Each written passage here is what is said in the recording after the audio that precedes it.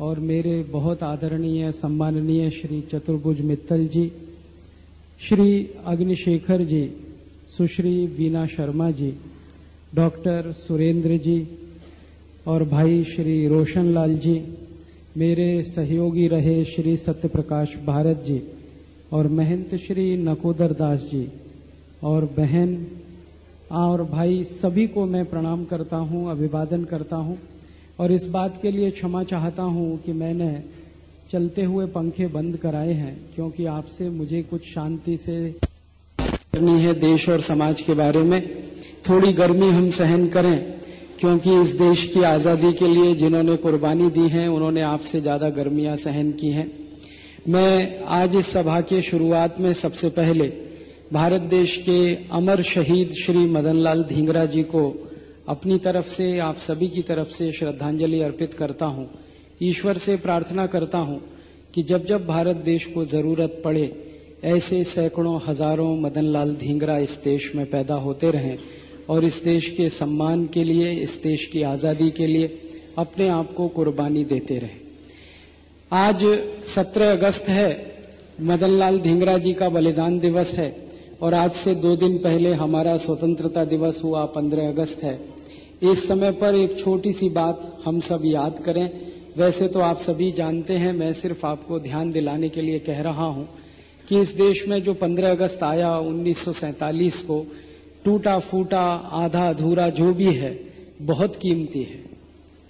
हम भारतवासी इस बात को महसूस करते हैं, जानते हैं, समझते हैं कि जैसी आजादी हमें चाहिए थी वैसी नहीं मिली। जिस सपने को हमारे शहीदों ने देखा था वो पूरा नहीं हुआ। महापुरुषों ने जिस आजादी के लिए बलिदान किए वो आजादी नहीं मिल पाई। फिर भी आधी अधूरी, टूटी फूटी, लूली लंगड़ी जैसी भी आजादी मिली बहुत कीमती है। उस आजादी की कीमत के बारे में अंदाजा लगाना चाहें तो 2-3 बातों से अंदाजा लगा सकते हैं।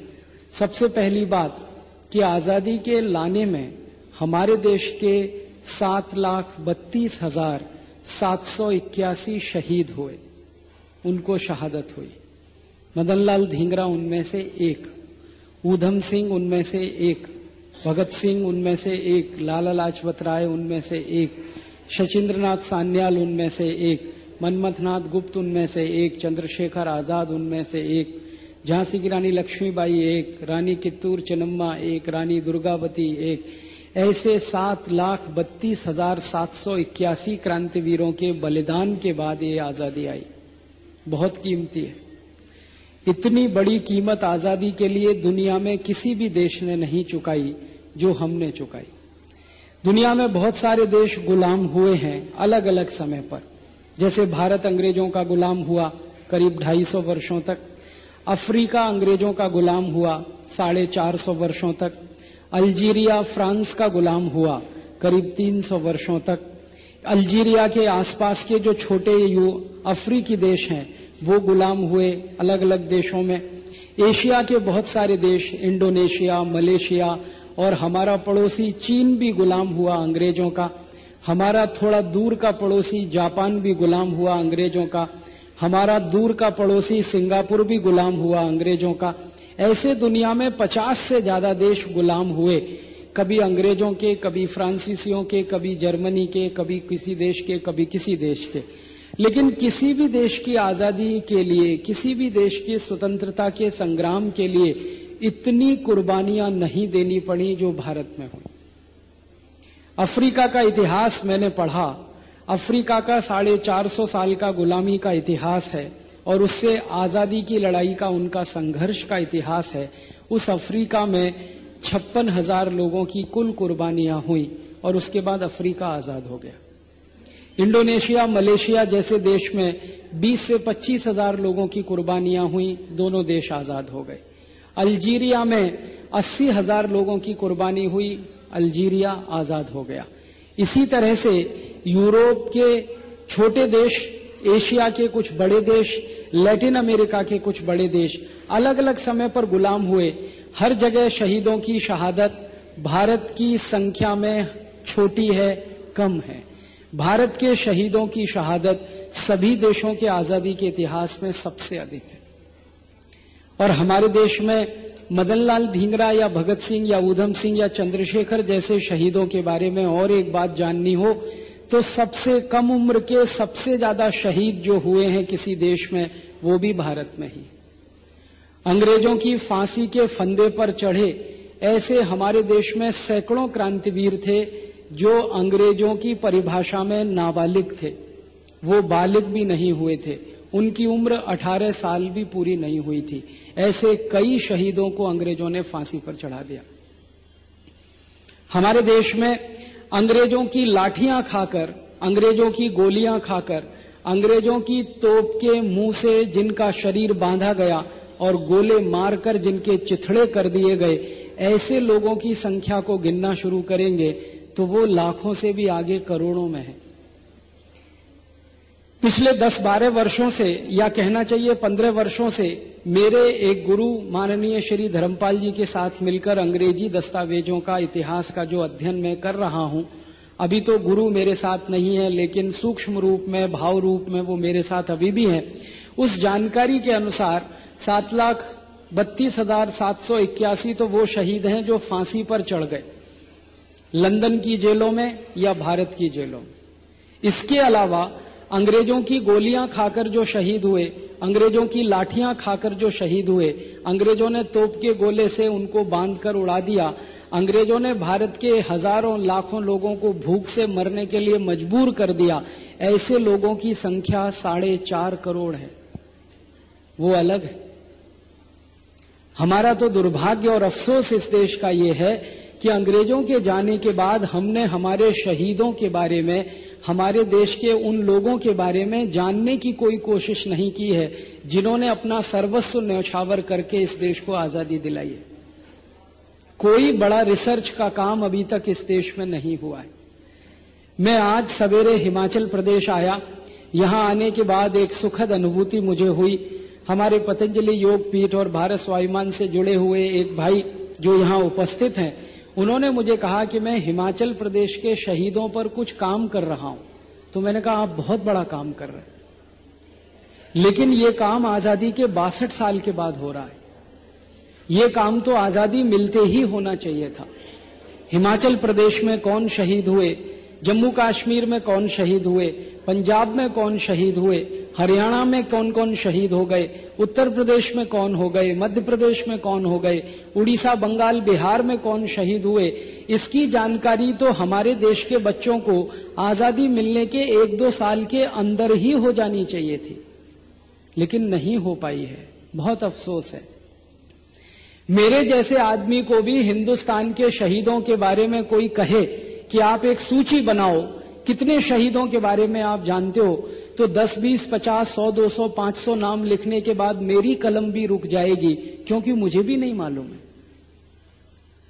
मुझे तो परम सम्माननीय धर्मपाल जी जैसे किसी व्यक्ति का सहयोग नहीं मिला होता या उनका दिशा निर्देश नहीं मिला होता तो मुझे तो ये भी नहीं मालूम था कि 7,32,781 शहीद हो गए इस देश की आजादी के लिए। 4.5 करोड़ से ज्यादा लोग शहीद हो गए परोक्ष रूप से इस देश की आजादी के लिए। और ये 4.5 करोड़ की संख्या उस समय के भारत की है जब भारत की कुल आबादी 22 करोड़ की थी। 22 करोड़ की आबादी में 4.5 करोड़ लोगों का शहीद हो जाना कोई मामूली बात नहीं है, बहुत गहरी और बहुत ऊंची बात है, जिसका विश्लेषण होने पर हमें अंदाजा लगेगा कि लोगों में आजादी का और स्वतंत्रता का जज्बा कितना ऊंचा था कि वो सब कुछ बलिदान देकर इस देश से चले गए। अगर हम मोटी सी बात समझने की कोशिश करें, 22 करोड़ की आबादी में 4.5 करोड़ लोगों का शहीद हो जाना माने 25% आबादी का देश की आजादी के लिए खत्म हो जाना, फना हो जाना, न्योछावर हो जाना। 25% आबादी किसी देश की अपनी स्वतंत्रता के लिए, अपनी आजादी के लिए खत्म हो जाए, फना हो जाए, तो ये कोई साधारण बात नहीं है। इसलिए मैंने कहा आजादी बहुत कीमती है, स्वतंत्रता बहुत कीमती है, भले ही ये आधी अधूरी है। हमारे मन में क्रोध है, गुस्सा है कि आजादी आई, देश का बंटवारा हुआ, देश के 2 टुकड़े हुए, उसका क्षोभ है, रंज है, गम है हमारे दिल में। आजादी पूरी आनी चाहिए थी, देश खंड खंड नहीं बंटना चाहिए था, देश एक ही रहना चाहिए था। लेकिन बटे हुए देश पर हमने आजादी लाई तो आजादी का जो खुशी है, जो सुख है, वो आधा अधूरा सा है। ये बात सही है। और इससे भी ज्यादा सही एक दूसरी बात है कि आजादी आई तो हमारे उन शहीदों के सपनों का क्या हुआ जिन सपनों के लिए शहीदों ने आजादी लाई।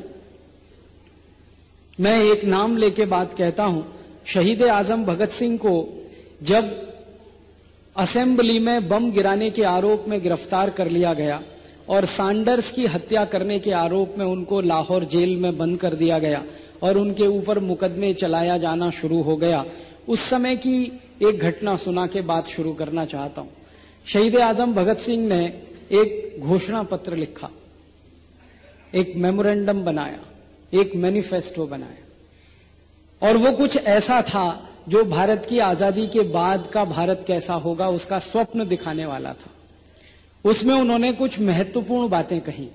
अब अचंबा और हैरानी तो इस बात की होती है कि 23 साल का एक नौजवान इतनी गहरी बात कह सकता है और सोच सकता है। यह हैरान करने वाली बात है। 23 साल की उम्र में किसी नौजवान को इतनी दूरदृष्टि हो सकती है, ये बहुत हैरान करने वाली बात है। 23 साल की उम्र होती ही क्या है? आज के समय में हम देखें हमारे देश के 23 साल की उम्र के नौजवान लड़के लड़कियां क्या कर रहे हैं, क्या कह रहे हैं, क्या जी रहे हैं, क्या पी रहे हैं, क्या खा रहे हैं, किस दिशा में जा रहे हैं, उसकी तुलना करना शुरू करें तो बहुत हैरानी और अचंबा होता है कि शहीद आजम भगत सिंह ने 23 साल की उम्र में क्या लिख दिया अपने घोषणा पत्र में।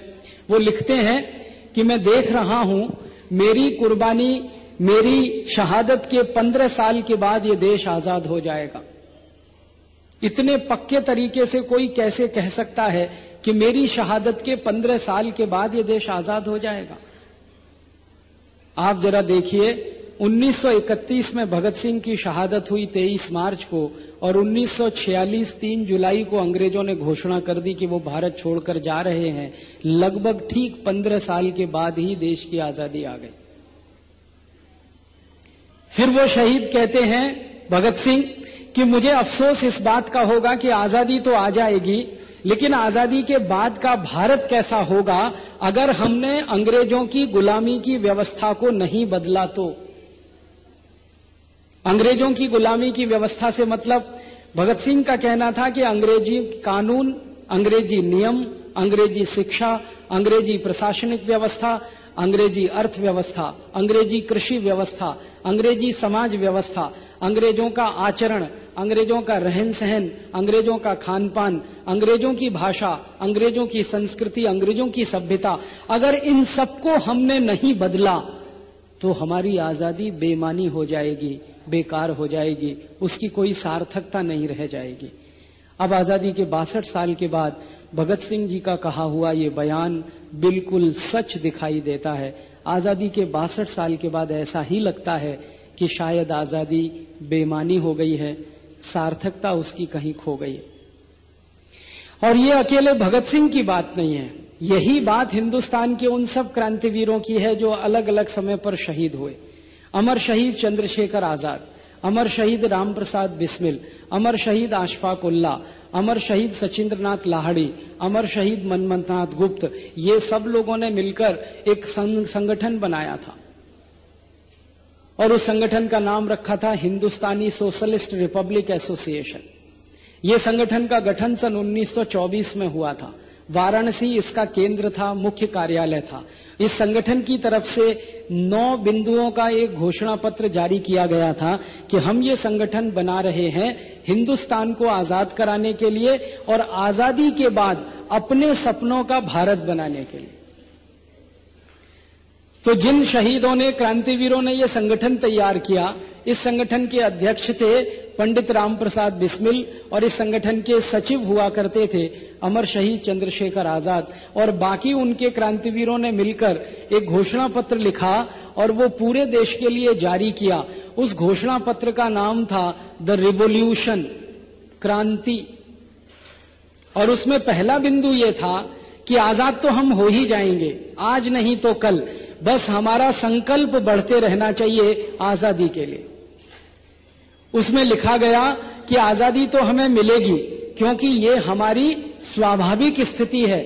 ज्यादा दिन किसी भी प्रजा को कोई भी दूसरा देश गुलाम बनाकर नहीं रख सकता, इसलिए भारत तो आजाद होगा, आज नहीं तो कल, कल नहीं तो परसों, और हमारी कुर्बानियां बेकार नहीं जाएंगी। लेकिन हमारी चिंता आजादी के बाद के भारत की है, उसका स्वरूप कैसा होगा, उसका रंग कैसा होगा, उसका रूप कैसा होगा, किस रास्ते पर वो भारत चलेगा, वो हमारी चिंता का विषय है। तो उसमें उन्होंने स्पष्ट लिखा कि आजादी के बाद भारत की अर्थव्यवस्था ऐसी होनी चाहिए जिसमें कोई किसी का शोषण ना कर सके और कोई बहुत गरीब और कोई बहुत अमीर ना हो सके। पहला बिंदु। दूसरा बिंदु, आजादी के बाद के भारत की कृषि व्यवस्था ऐसा होना चाहिए जिसमें किसी भी किसान को ये न लगे कि खेती करके उसने जीवन में कोई अपराध किया है या खेती करके उसने कोई पाप किया है। फिर तीसरा बिंदु, आजादी के बाद भारत के हर श्रमिक को, हर मजदूर को इतना सम्मान और इतना वेतन तो होना ही चाहिए कि वो अपने बेटे बेटियों को गर्व से ये कह सके कि तुम भी चाहो तो श्रमिक हो सकते हो, मजदूर हो सकते हो। चौथा बिंदु, आजादी के बाद हिंदुस्तान की किसी भी मां बहन बेटी को रात के 12 बजे किसी अकेली सड़क पर निकलते समय जानवर का डर तो होना चाहिए, लेकिन मनुष्य से कोई डर नहीं होना चाहिए। ऐसा समाज हो इस देश का। आगे का बिंदु, आजादी के बाद इस देश की किसी भी मां बहन बेटी के साथ ऐसी बदतमीजी और बेइज्जती कोई हिंदुस्तानी ना करे जो अंग्रेज पिछले सैकड़ों साल से इस देश में कर रहे हैं। फिर उस घोषणा पत्र का एक बिंदु है, आजादी के बाद भारत के हर अमीर और गरीब, उसमें लिखा है ब्रैकेट में बहुत स्पष्ट कि किसी भी समाज में अमीर और गरीब तो रहेंगे, लेकिन अमीर और गरीब के बीच का अंतर इतना नहीं होना चाहिए कि एक उंगली बिल्कुल छोटी हो जाए और दूसरी उंगली बहुत लंबी हो जाए। उंगलियों में जितनी छोटाई बड़ाई है, उंगलियों में जितनी ऊंचाई नीचाई है, उंगलियों में जितनी कम और बढ़त है, सामान्य रूप से थोड़ी ही है, इतनी ही समाज के अमीर और गरीब में होनी चाहिए। ऐसा आजादी के बाद का भारत हो। और ऐसे कर करके उसमें 9 बिंदु हैं। आखिरी बिंदु है कि हम सब माने भगत सिंह, हम सब माने रामप्रसाद बिस्मिल, हम सब माने अशफाक उल्लाह, जिन्होंने बनाया वो संगठन और जारी किया ये घोषणा पत्र। उसमें कहा कि हम सब इस घोषणा पत्र को जारी कर रहे हैं अपने हस्ताक्षर के साथ, इस उम्मीद से कि हमारे जाने के बाद हिंदुस्तान की नौजवान ताकत इस घोषणा पत्र को, भारत के सपनों को स्वीकार करने में और सार्थक बनाने में रात दिन काम करे। माने हम जितना कर पाएंगे करेंगे, हमारे जाने के बाद भारत की नौजवान ताकत इस काम को आगे बढ़ाए। ये हिंदुस्तान के शहीदों के सपनों का कुछ भारत था। थोड़ा और पीछे चलें, भगत सिंह, ऊधम सिंह, चंद्रशेखर, मदनलाल धिंगड़ा, अशफाक उल्लाह, ये सब क्रांतिवीर थे 19वीं शताब्दी के। 18वीं शताब्दी के क्रांतिवीरों की बात करें, नाना साहब पेशवा, तात्या टोपे, झांसी की रानी लक्ष्मीबाई, मौलाना अजीमुल्लाह, मौलाना अमजद खान, इन क्रांतिवीरों की बात करें, उनका सपना क्या था? उनका सपना एक ही था जो 19वीं शताब्दी के क्रांतिवीरों का था, संपूर्ण आजादी चाहिए, संपूर्ण स्वराज्य चाहिए, इससे कम कुछ नहीं चाहिए। समय समय पे भारत में क्या होता था, जब जब भारत में अंग्रेजों के खिलाफ कोई बगावत होती थी, संग्राम होता था, कोई बड़ी लड़ाई होती थी, तो अंग्रेज सरकार भारतवासियों के सामने लॉलीपॉप फेंकती थी, चुग्गा फेंकती थी। अंग्रेजों की सरकार क्या कहती थी भारतवासियों से? आप हमारे साथ मिल जाओ और मिलकर इस देश की सत्ता चलाओ। माने अंग्रेजों की जो सरकार चल रही है, इस सरकार में आप भारतवासी भी शामिल हो जाओ और मिलकर देश चलाओ। अंग्रेज भी रहें, भारतवासी भी रहें। इस तरह का समय समय पर अंग्रेज प्रस्ताव प्रस्तुत करते थे। एक बार कुछ भारतवासी उसमें फंस भी गए, उनके चक्कर में आ गए। शायद मन कमजोर था, संकल्प कमजोर था, दूर की कोई दृष्टि नहीं थी, कोई पक्की उनकी जमीन नहीं थी, कोई उनकी नींव नहीं थी, इसलिए फंस गए होंगे। तो कुछ भारतवासियों ने मिलकर एक पार्टी बना ली थी जिसका नाम था स्वराज पार्टी। इस स्वराज पार्टी के अध्यक्ष हुआ करते थे पंडित मोतीलाल नेहरू। इस स्वराज पार्टी के सचिव हुआ करते थे फिरोज शाह मेहता। इस स्वराज पार्टी में शामिल हुआ करते थे सुरेंद्रनाथ बनर्जी, इस स्वराज पार्टी में शामिल हुआ करते थे सुरेंद्रनाथ सेन, जिनको हम भारत के इतिहास में नरम दल का नेता कहते हैं। वो नरम दल के ज्यादातर नेता इस स्वराज पार्टी में थे और इनका काम क्या था? अंग्रेजों से वार्ता कर लो, कोई समझौता हो जाए और अंग्रेजों के साथ हम भी सरकार में शामिल हो जाएं, थोड़ा अंग्रेज लूटें, थोड़ा हम लूटें, काम इस तरह से चले। जैसे आज हमारे देश में कोलिशन गवर्नमेंट चलती है ना, सत्ता के लिए ये पार्टी भी, ये पार्टी भी, ये पार्टी भी सब मिलकर एक साथ हो जाएं, थोड़ा तुम लूटो, थोड़ा हम लूटें, तुम्हारा पेट भरे, हमारा पेट भरे। तो ये कोलिशन गवर्नमेंट भारत में कोई नई चीज नहीं है, ये अंग्रेजों के जमाने का किस्सा है। स्वराज पार्टी भी ऐसा ही एक प्रयास था कि अंग्रेजों के साथ मिलकर कोलिशन में एक सरकार चलाई जाए। तो वो कोलिशन वाले लोग क्या कहते थे? भले आजादी मिले ना मिले, भले स्वतंत्रता आए या ना आए, भले अंग्रेज चाहे भारत में रहें, चाहे तो लंदन चले जाएं, हमको अंग्रेजों के साथ सत्ता में शामिल होकर वो सब मलाई चाटने को मिले जिसको अंग्रेज अकेले चाट रहे हैं। तो ये एक माहौल बनता था बीच बीच में। अंग्रेज इस तरह का पासा फेंकते थे, हिंदुस्तानी कुछ नेता उसमें फंसते थे। ऐसे समय पर भारत के क्रांतिवीर, जिनके संकल्प ऊंचे थे, जिनकी नींव बहुत मजबूत थी, जिनके मन में बुलंदी बहुत ज्यादा थी, वो कहा करते थे कि हमको ये कोलिशन की सत्ता नहीं चाहिए, संपूर्ण स्वराज्य चाहिए, पूरी आजादी चाहिए, जिसमें हम हमारे देश के मालिक होंगे। अंग्रेजों के साथ मिलकर सरकार चलाना और सत्ता की बंदर बांट करना, इसके लिए तो ये संग्राम नहीं है। तो नाना साहब पेशवा, तात्या टोपे, झांसी रानी लक्ष्मीबाई, रानी कित्तूर चेन्नम्मा, नाना फडणवीस, वासुदेव बलवंत फड़के, ये सारे क्रांतिकारी 18वीं शताब्दी के ये कहा करते थे संपूर्ण आजादी चाहिए, संपूर्ण स्वराज्य चाहिए, संपूर्ण स्वतंत्रता चाहिए। इसके बाद के जो क्रांतिवीर निकले, लाला लाजपत राय, लोकमान्य बाल गंगाधर तिलक, विपिन चंद्र पाल, अरविंदो घोष, वो भी इसी धारा के थे कि संपूर्ण आजादी चाहिए, संपूर्ण स्वतंत्रता चाहिए। एक बार लाला लाजपत राय, लोकमान्य बाल गंगाधर तिलक और विपिन चंद्र पाल और अरविंदो घोष, ये चारों मिलकर एक ही सभा में, एक ही मंच से भाषण दे रहे थे। सभा थी पुणे में, साल था सन 1905 और मामला था अंग्रेजों द्वारा बंगाल का बंटवारा। अंग्रेजों ने हिंदुस्तान का एक राज्य जिसका नाम था बंगाल, उसको दो हिस्सों में बांट दिया था, पूर्वी बंगाल, पश्चिमी बंगाल। पूर्वी बंगाल मुसलमानों के लिए, पश्चिमी बंगाल हिंदुओं के लिए। हिंदू और मुसलमान के आधार पर भारत का बंटवारा हो, ये मोहम्मद अली जिन्ना का सपना नहीं था, ये अंग्रेज अधिकारी करजन का सपना था, जो 1905 में उसने क्रियान्वित कर दिया था।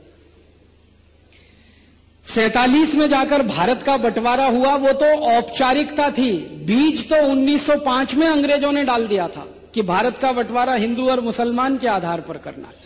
और अंग्रेजों ने ये क्यों किया था? क्योंकि 1905 के पहले हिंदू और मुसलमान पूरी ताकत से मिलकर अंग्रेजों के खिलाफ लड़ रहे थे। मैंने आपको बताया, एक तरफ नाना साहब पेशवा थे तो दूसरी तरफ अजीमुल्ला थे, एक तरफ तात्या टोपे थे तो अमजद खान थे, एक तरफ हमारे देश की झांसी रानी लक्ष्मीबाई थी तो दूसरी तरफ बेगम हजरत महल थी। कोई कम मुसलमान इस देश की आजादी के लिए लड़े नहीं हैं, बहुत लड़े हैं और बहुत शहीद हुए। तो ये हिंदू मुसलमान मिलकर लड़ रहे थे और अंग्रेजों को खतरा इसी बात से था कि अगर ये हिंदू मुसलमान इसी तरह से मिलकर लड़ते रहेंगे तो हमको तो आज नहीं कल भागना ही पड़ेगा।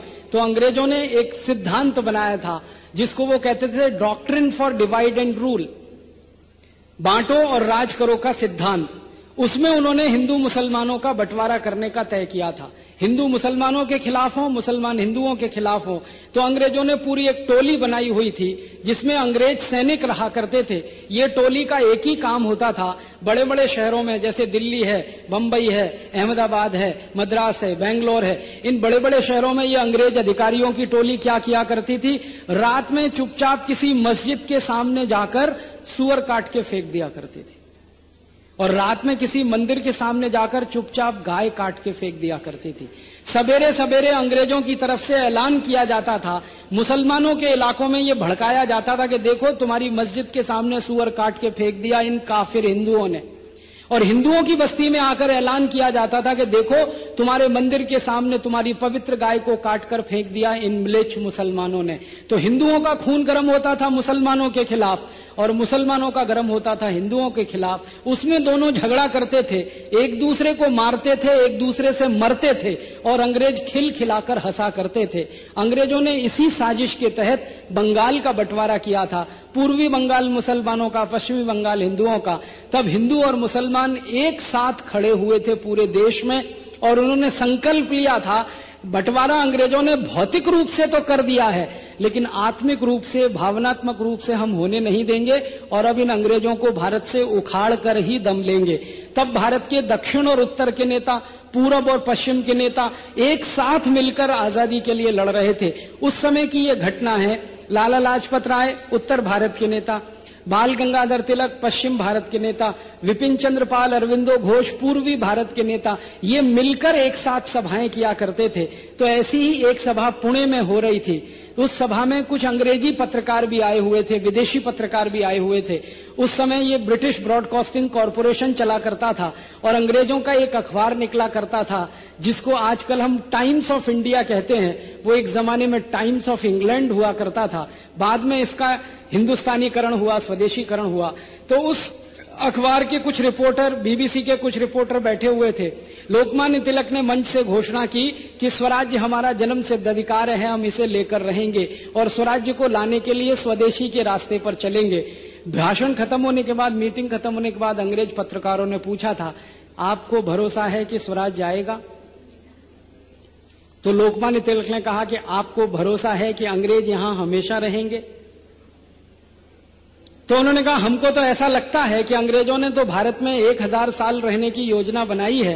तो लोकमान्य तिलक ने कहा कि इस योजना को पलीता लगाने का काम हम करेंगे और 1000 साल तो क्या हो सकता है, 50 साल भी अंग्रेज हिंदुस्तान में न रह पाए, उसके पहले ही उनको ये देश छोड़कर भाग जाना पड़े। 1905 में उन्होंने कहा था कि 50 साल भी ज्यादा हैं और 1946 में अंग्रेजों ने भारत छोड़ने की बात की थी। मतलब यह है कि जब क्रांतिवीरों का संकल्प बड़ा होता है, जमीन बहुत पक्की होती है और स्मृति उनकी बहुत गहरी होती है, तो उनके मुंह से निकले हुए वाक्य भविष्यवाणी बन जाया करते हैं। वैसा ही हुआ करता था। तो उनकी भविष्यवाणी तो हो गई सिद्ध। अंग्रेज तो भाग गए 15 अगस्त 1947 को, लेकिन हम सबको अब गंभीरता से यह सोचना है कि अंग्रेजों के भाग जाने के बाद इस देश में क्या वो सब हो पाया जिसके लिए शहीदों ने कुर्बानी दी है? अंग्रेजों के भाग जाने के बाद क्या अंग्रेजियत इस देश से भाग गई है? अंग्रेजों के भाग जाने के बाद क्या अंग्रेजी इस देश से भाग गई है? अंग्रेजों के जाने के बाद क्या व्यवस्था बदल गई है जिस व्यवस्था के लिए हमारे शहीदों ने कुर्बानी दी है या आजादी की लड़ाई लड़ी है? जब इस प्रश्न को हम गहराई से सोचते हैं तो उत्तर मिलता है नहीं। अंग्रेज तो चले गए हैं, अंग्रेजी नहीं गई है। अंग्रेज तो चले गए हैं, अंग्रेजियत नहीं गई है। अंग्रेज तो चले गए हैं, उनकी व्यवस्थाएं नहीं गई हैं। अंग्रेज तो चले गए हैं, लेकिन अंग्रेजों की छोड़ी हुई निशानियों को हमने आज तक सहेज और संभाल कर रखा है। जैसे कि गुलामी की निशानियों को कोई देश जिंदा नहीं रखता, लेकिन हमने रखा। अब जो गंभीर प्रश्न है हम सब भारतवासियों के सामने, मदनलाल धींगरा, आशफाक उल्लाह, भगत सिंह, उधम सिंह, चंद्रशेखर, ऐसे ऐसे शहीदों की सारी कुर्बानी देने के बाद अब हमारे सामने गंभीर प्रश्न है वो ये कि इन सब कुर्बानी देने वाले के शहीदों का आजादी के बाद का जो सपना था वो पूरा नहीं हो पाया है। तो उसके लिए हम क्या करें? मैं एक दो उदाहरण से बात कर थी कि जो भी कुछ करो कानून बनाकर करो।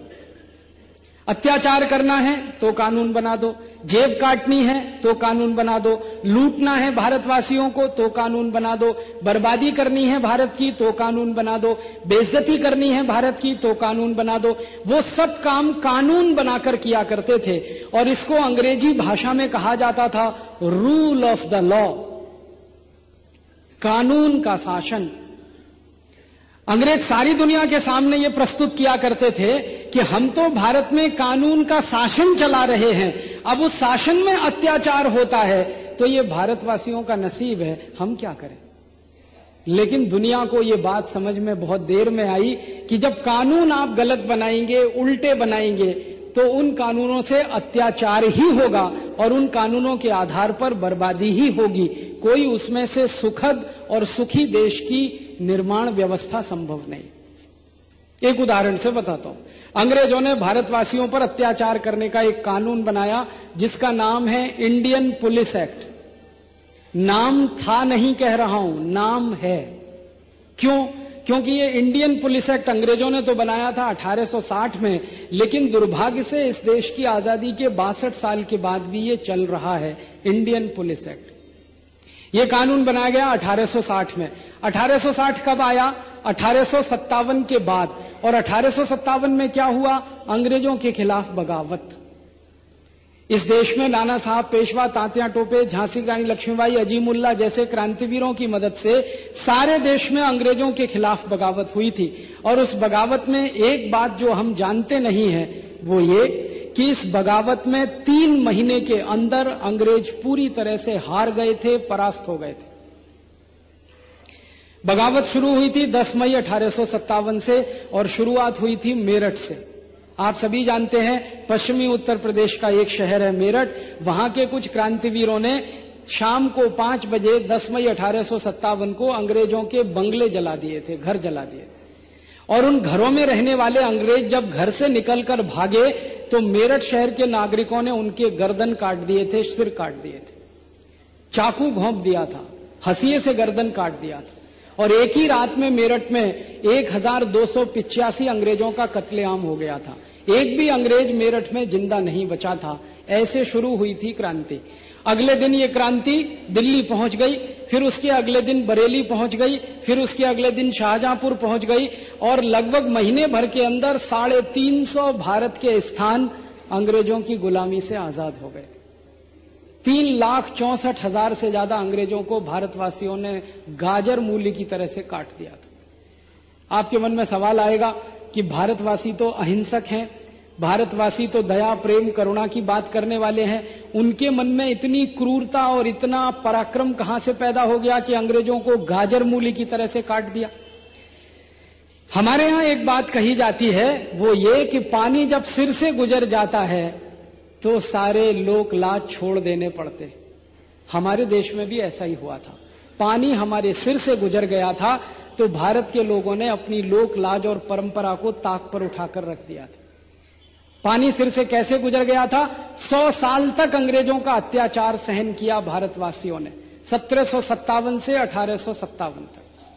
उस अत्याचार में सबसे बड़ा अत्याचार था इस देश की लूट। इतना लूटा था अंग्रेजों ने 100 साल में, दुनिया के किसी देश के इतिहास में उसकी मिसाल नहीं मिलती। एक ही उदाहरण से बात कहता हूं। 1757 में एक अंग्रेज लुटेरा इस देश में आया। पंखा बंद कर दीजिए और आप शांति से बैठ जाइए, आना जाना मत करिए। 1757 में इस देश में एक अंग्रेज लुटेरा आया, उसका नाम था Robert Clive. East India company का कमांडर इन चीफ बन के आया। ब्रिटिश पार्लियामेंट ने उसको लेटर ऑफ अथॉरिटी दिया और उसको कहा कि तुम भारत में जाओ और जिस जिस स्थान पर संभव है ईस्ट इंडिया कंपनी की सरकार बनाओ। तो रॉबर्ट क्लाइव ने ब्रिटिश पार्लियामेंट को कहा कि अगर भारत में जाकर ईस्ट इंडिया कंपनी की सरकार बनानी है तो मुझे सैनिक चाहिए और मुझे लाखों की संख्या में सैनिक चाहिए। ब्रिटिश पार्लियामेंट ने कहा कि लाखों की संख्या में तो सैनिक हम दे नहीं सकते क्योंकि इस समय हमारे पास ज्यादा सैनिक नहीं है। क्यों? उसी समय इंग्लैंड फ्रांस के खिलाफ युद्ध लड़ रहा था और फ्रांसीसी युद्ध में अंग्रेजों की बहुत बड़ी फौज लगी हुई थी, तो ज्यादा सैनिक उनके पास थे नहीं। 350 सैनिकों को लेकर रॉबर्ट क्लाइव कलकत्ता पहुंचा और उसने ईस्ट इंडिया कंपनी का शासन बंगाल में स्थापित करने का सपना देखा। अब आप सोचिए, बंगाल में जहां भारत का राजा था सिराजुद्दौला, जिसके पास सैनिकों की, पैदल सैनिकों की संख्या 18,000 थी, जिसके पास हाथी घोड़े जो सैनिक वाले होते हैं वो 7,500-8 हजार से ज्यादा थे, और जिसके पास तीर, तलवार, भाले, बंदूक, तोप आदि आदि अंग्रेजों से कई गुना ज्यादा थी, उस बंगाल के ऊपर 350 अंग्रेजों का सेनापति सपना देख रहा है कब्जा करने का, तो वो तो संभव नहीं था। रॉबर्ट क्लाइव को मालूम था कि यहां तो मैं सफल हो नहीं पाऊंगा, तो क्या करना चाहिए? उसने एक युक्ति निकाली, एक चालाकी खेली। बस उसी चालाकी में हम पिट गए और अंग्रेजों के गुलाम हो गए। वो चालाकी क्या थी?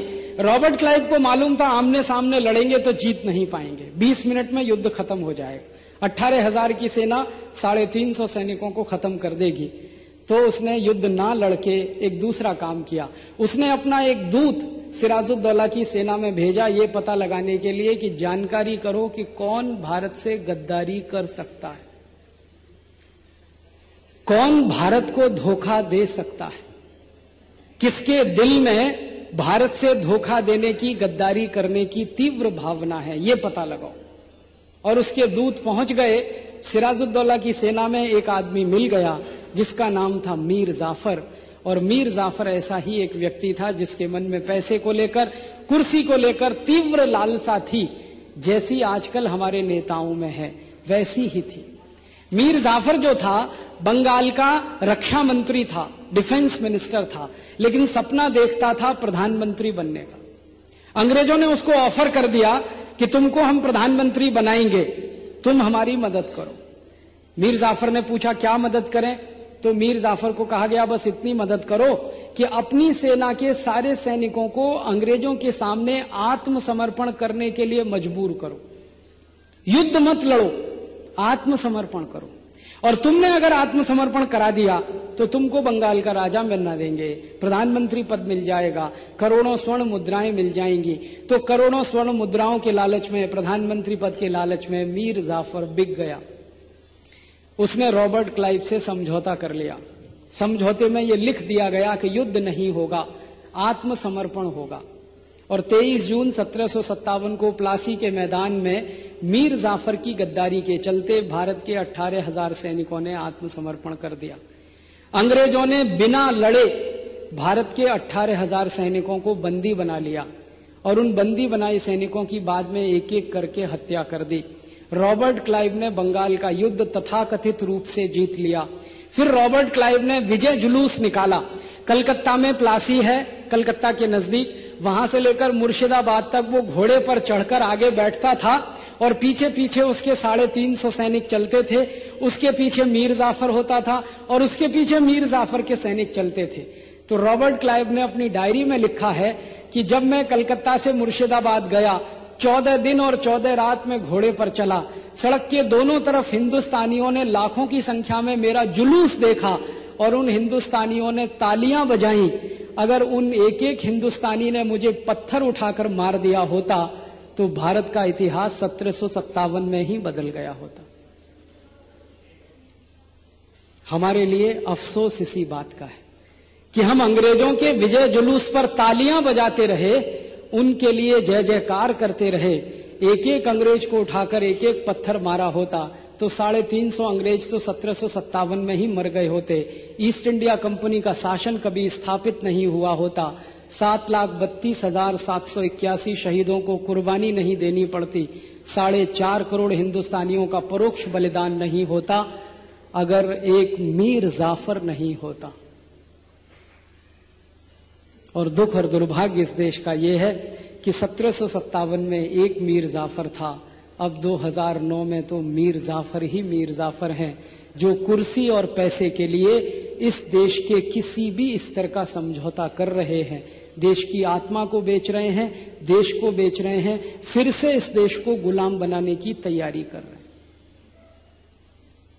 इतिहास एक बात कहता है, वर्तमान हमारा उसका दूसरा चित्र हमें दिखाता है। हमको हमारे वर्तमान में चिंता यही करने की जरूरत है, क्या वही गलती जो मीर जाफर ने की 1757 में हम दोहराएंगे?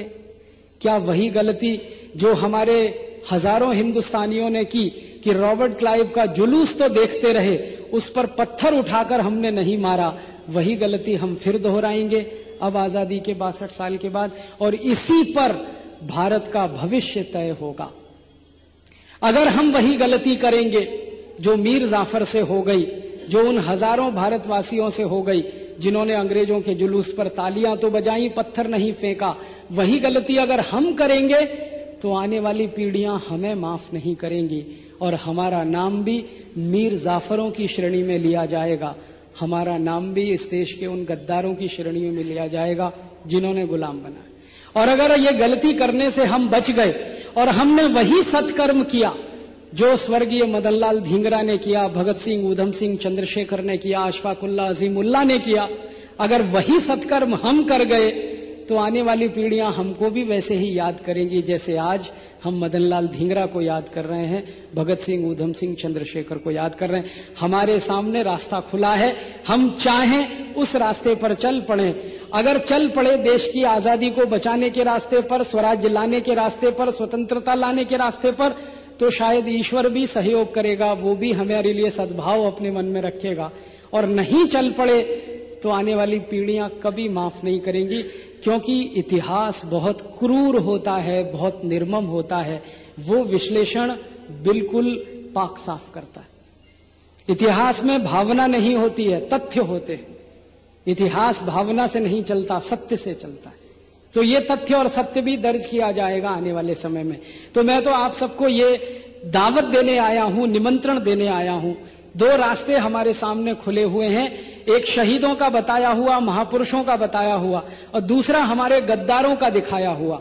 गद्दारों वाले रास्ते पे चलें, आपकी मर्जी है, शहीदों वाले रास्ते पर चलें, आपकी मर्जी है। भगवान आपको दोनों ही तरह के काम करने के लिए आपको इस देश में भेज दिया है, समाज में भेज दिया है, निमित्त आपको बना दिया।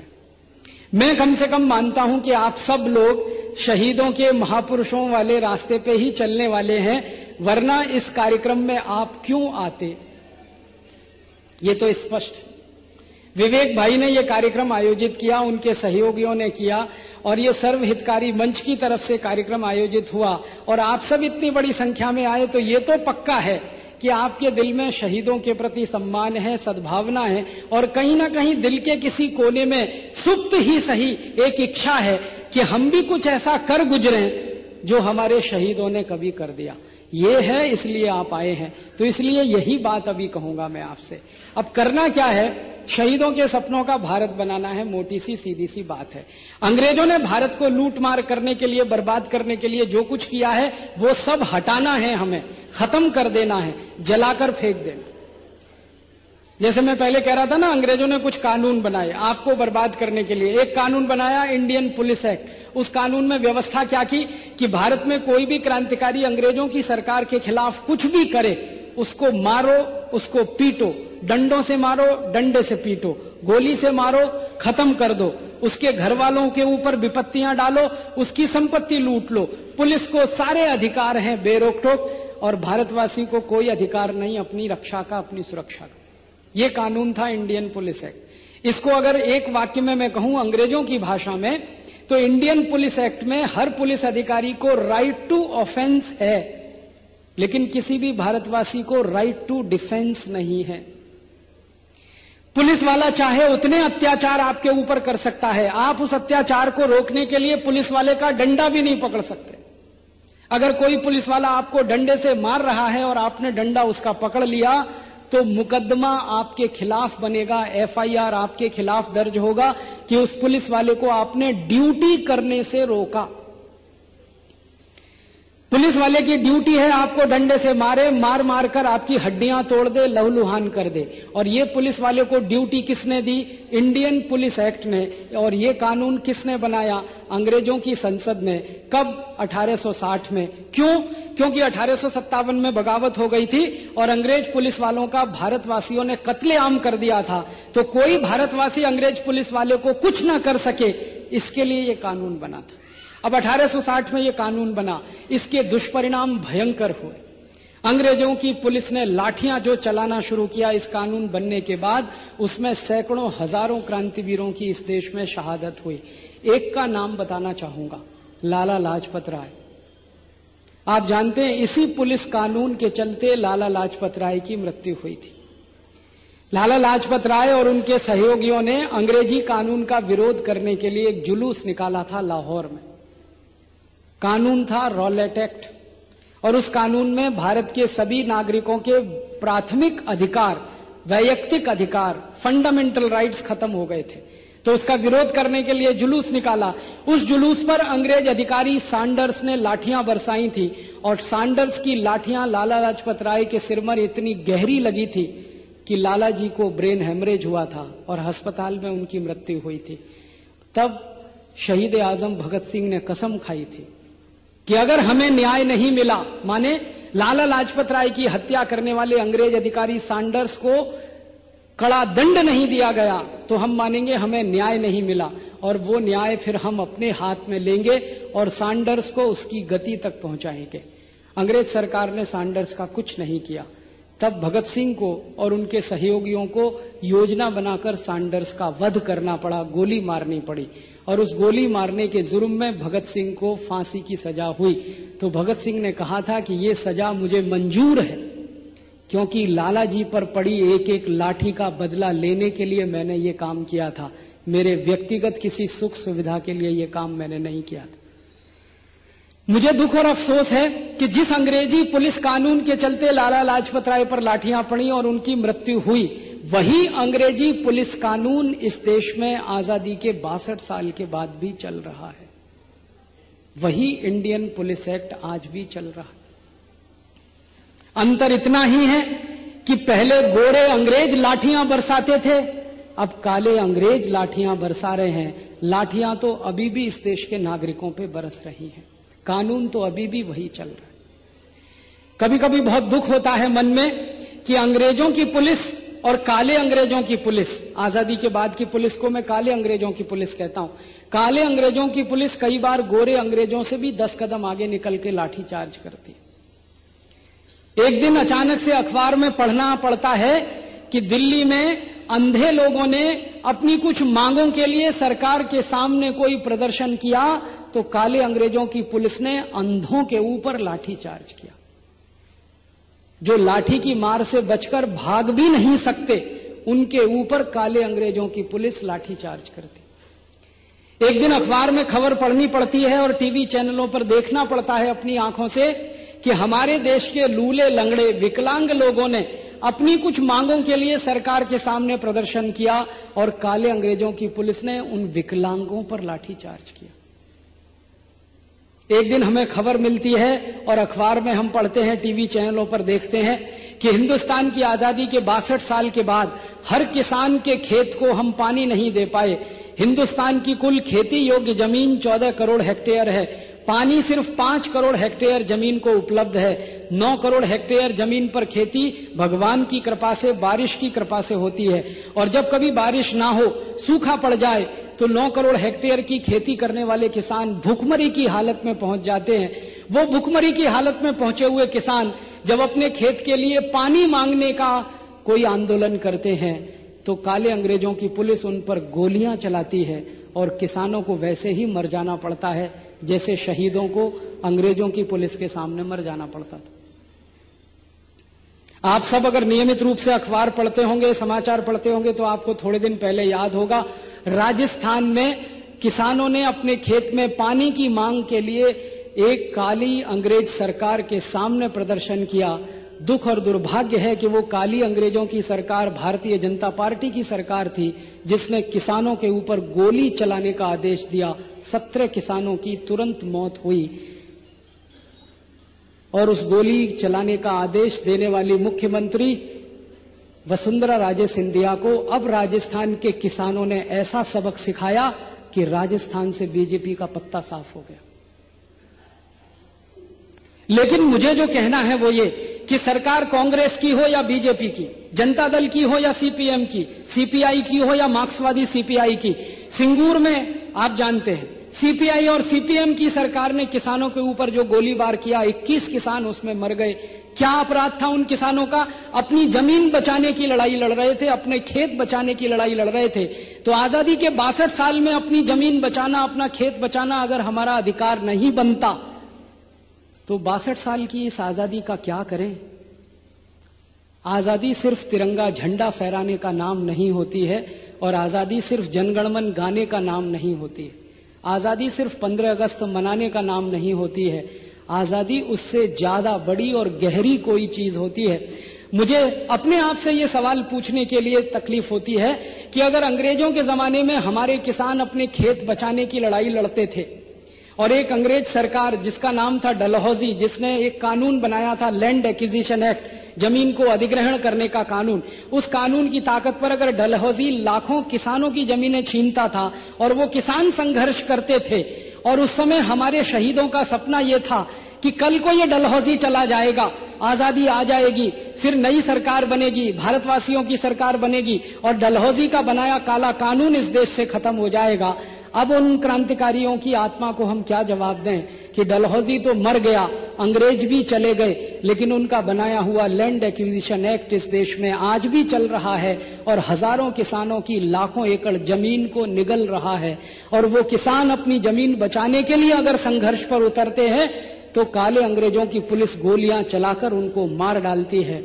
आजादी में और गुलामी में अंतर क्या रह गया? मुझे तो यही दिखाई देता है कि ये BJP, Congress, Janata Dal, CPM, CPI, मार्क्सवादी पार्टी हो या कम्युनिस्ट पार्टी, ये सब सत्ता व्यवस्था के खेल में लड़ने वाली पार्टियों के चेहरे सब एक ही हैं, चरित्र भी सब एक ही हैं, नाम बस अलग अलग है। और आपको और मुझको मूर्ख बनाने के लिए घोषणा पत्र का कवर का रंग अलग अलग है, अंदर सब कुछ एक ही लिखा हुआ है और अंदर सब एक ही तरीके से काम करते। इसलिए दिल में दर्द होता है।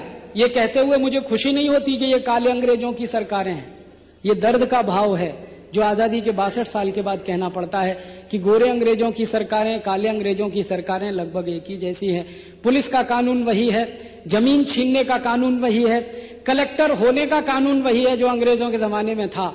एक इंडियन सिविल सर्विसेज एक्ट बनाया अंग्रेजों ने, उसमें कलेक्टर नाम का एक अधिकारी तय कर दिया। वो अधिकारी का काम था कि किसानों से लगान वसूल करना, व्यापारियों से, उद्योगपतियों से टैक्स इकट्ठा करना, अंग्रेजों की सरकार को जमा करना। कलेक्ट करने के लिए कलेक्टर होता था, टैक्स कलेक्शन के लिए कलेक्टर होता था। तो जिस आधार पर कलेक्टर नियुक्त किया जाता था, जो कानून उसके लिए बनाया जाता था, इंडियन सिविल सर्विसेज एक्ट, वो कानून तो आजादी के 62 साल के बाद भी चल रहा है। बस अंतर इतना ही है कि पहले उसमें इंडियन सिविल सर्विसेज एक्ट होता था, अब इंडियन एडमिनिस्ट्रेटिव एक्ट हो गया है। कलेक्टर नाम की पोस्ट जो अंग्रेजों के जमाने में थी वो आजादी के 62 साल के बाद भी है।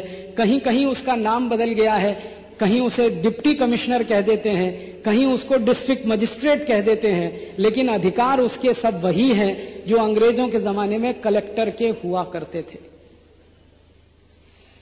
अंग्रेजों ने एक कानून बनाया हिंदुस्तान में न्याय देने के लिए। दुर्भाग्य से वो कानून सिद्ध हुआ अन्याय करने वाला। उसका नाम है आईपीसी, इंडियन पीनल कोड। एक बना दिया, उसका नाम है सीआरपीसी, क्रिमिनल प्रोसीजर कोड। एक बना दिया, उसका नाम है सीपीसी, सिविल प्रोसीजर कोड। ये तीनों कानून की ड्राफ्टिंग करने वाला एक अंग्रेज था जिसका नाम था टीवी मैकॉले, जिसने भारतीय शिक्षण पद्धति का नाश करके अंग्रेजी शिक्षा इस देश में लागू कराई। मैकॉले ने ब्रिटिश पार्लियामेंट में खड़े होकर एक दिन भाषण दिया था। 2 फरवरी 1835 को मैकॉले ब्रिटिश पार्लियामेंट में भाषण दे रहा है और क्या कह रहा है? वो कह रहा है, I have seen length and breadth of this country India. मैंने भारत का उत्तर से दक्षिण, पूरब से पश्चिम सारा कुछ देखा है। And I have never seen a beggar in this country India.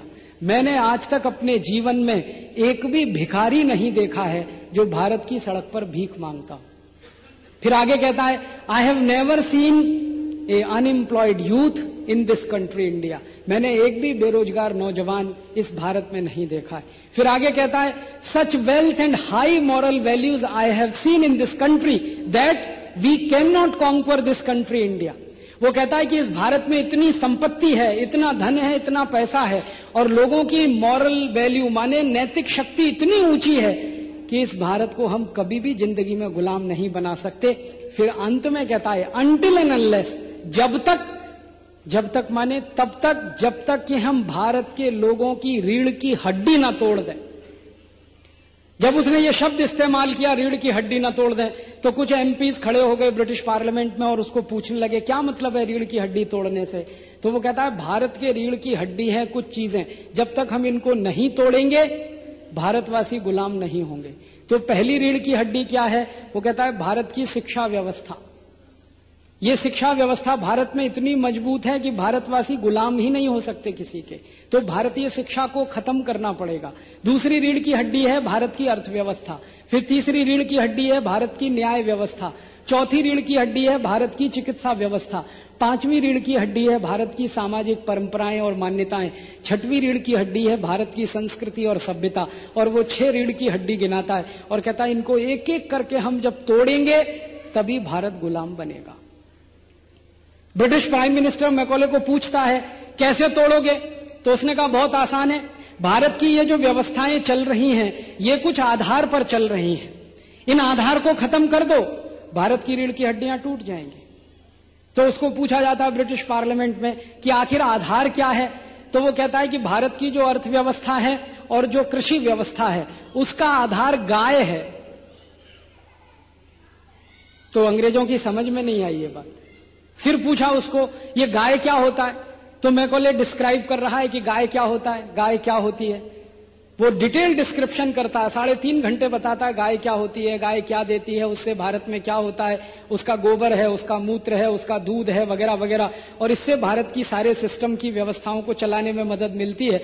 जब वो डिटेल डिस्क्राइब करता तब अंग्रेजों के समझ में आता अच्छा गाय इतनी महत्वपूर्ण है तो गाय को ही कटवाना शुरू करो भारत में। तो वो कहता है इसके लिए कानून बनाना पड़ेगा। तो अंग्रेज सरकार कहती है कानून बनाओ और लागू करो और भारत की गाय काटना शुरू करो। तो अंग्रेजों ने कानून बना दिया इस देश में, और मैकॉले के कहने पर इस देश में गाय के कत्ल का जो कानून बना वो आजादी के 62 साल के बाद भी चल रहा है। बस अंतर इतना था कि अंग्रेजों के जमाने में जब गाय कटती थी, जब अंग्रेजों का पूरा शासन इस देश में स्थापित हो गया था, तब वो एक दिन में 30,000 गाय काटते थे और उनके 350 कत्ल खाने चलते थे। अब आजादी के 62 साल के बाद इस देश में 36,000 कत्ल खाने चलते हैं और साल की 4.5 करोड़ गाय कट जाती है।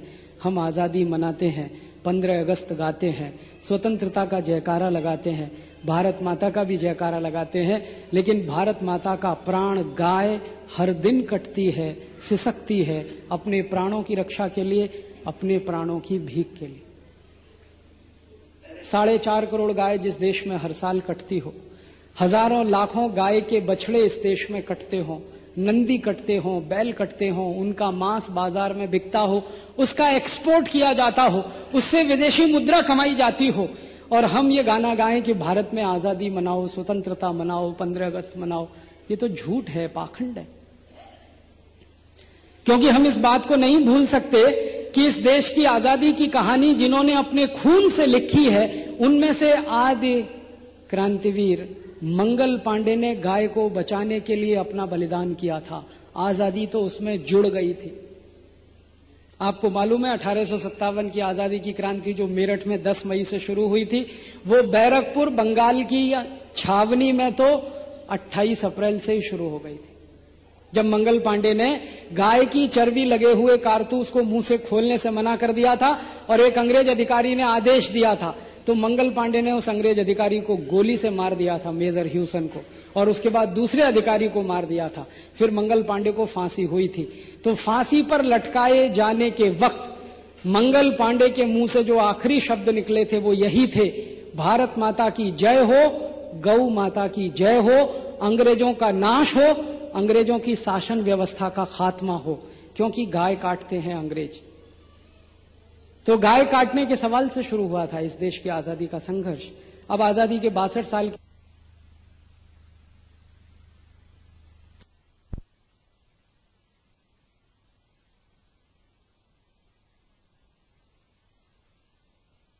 कितने दिन ढोएंगे? अपने ही अंदर किसी मंगल पांडे को क्यों नहीं खोजते? अपने ही अंदर श्री कृष्ण को क्यों नहीं खोजते? इसलिए मैं कहना चाहता हूं आपको, आजादी आई है टूटी फूटी, आधी अधूरी, लूली लंगड़ी, ये पूरी नहीं है। ये पूरी तब होगी जब शहीदों का एक एक सपना पूरा होगा। अगर मंगल पांडे का सपना था कि गाय की रक्षा हो, तो आजादी के 62 साल बाद होनी ही चाहिए, नहीं तो मंगल पांडे की फांसी अधूरी है, शहादत अधूरी है। अगर लाला लाजपत राय और अमर शहीद भगत सिंह का सपना था कि अंग्रेजी पुलिस के बर्बरता का कानून खत्म होना ही चाहिए, तो आजादी के 62 साल बाद वो कानून खत्म हो ही जाना चाहिए, भले ही उसके स्थान पर हमें कोई नया कानून बनाना पड़े। नहीं तो भगत सिंह की शहादत अधूरी है, लाला लाजपत राय की शहादत अधूरी।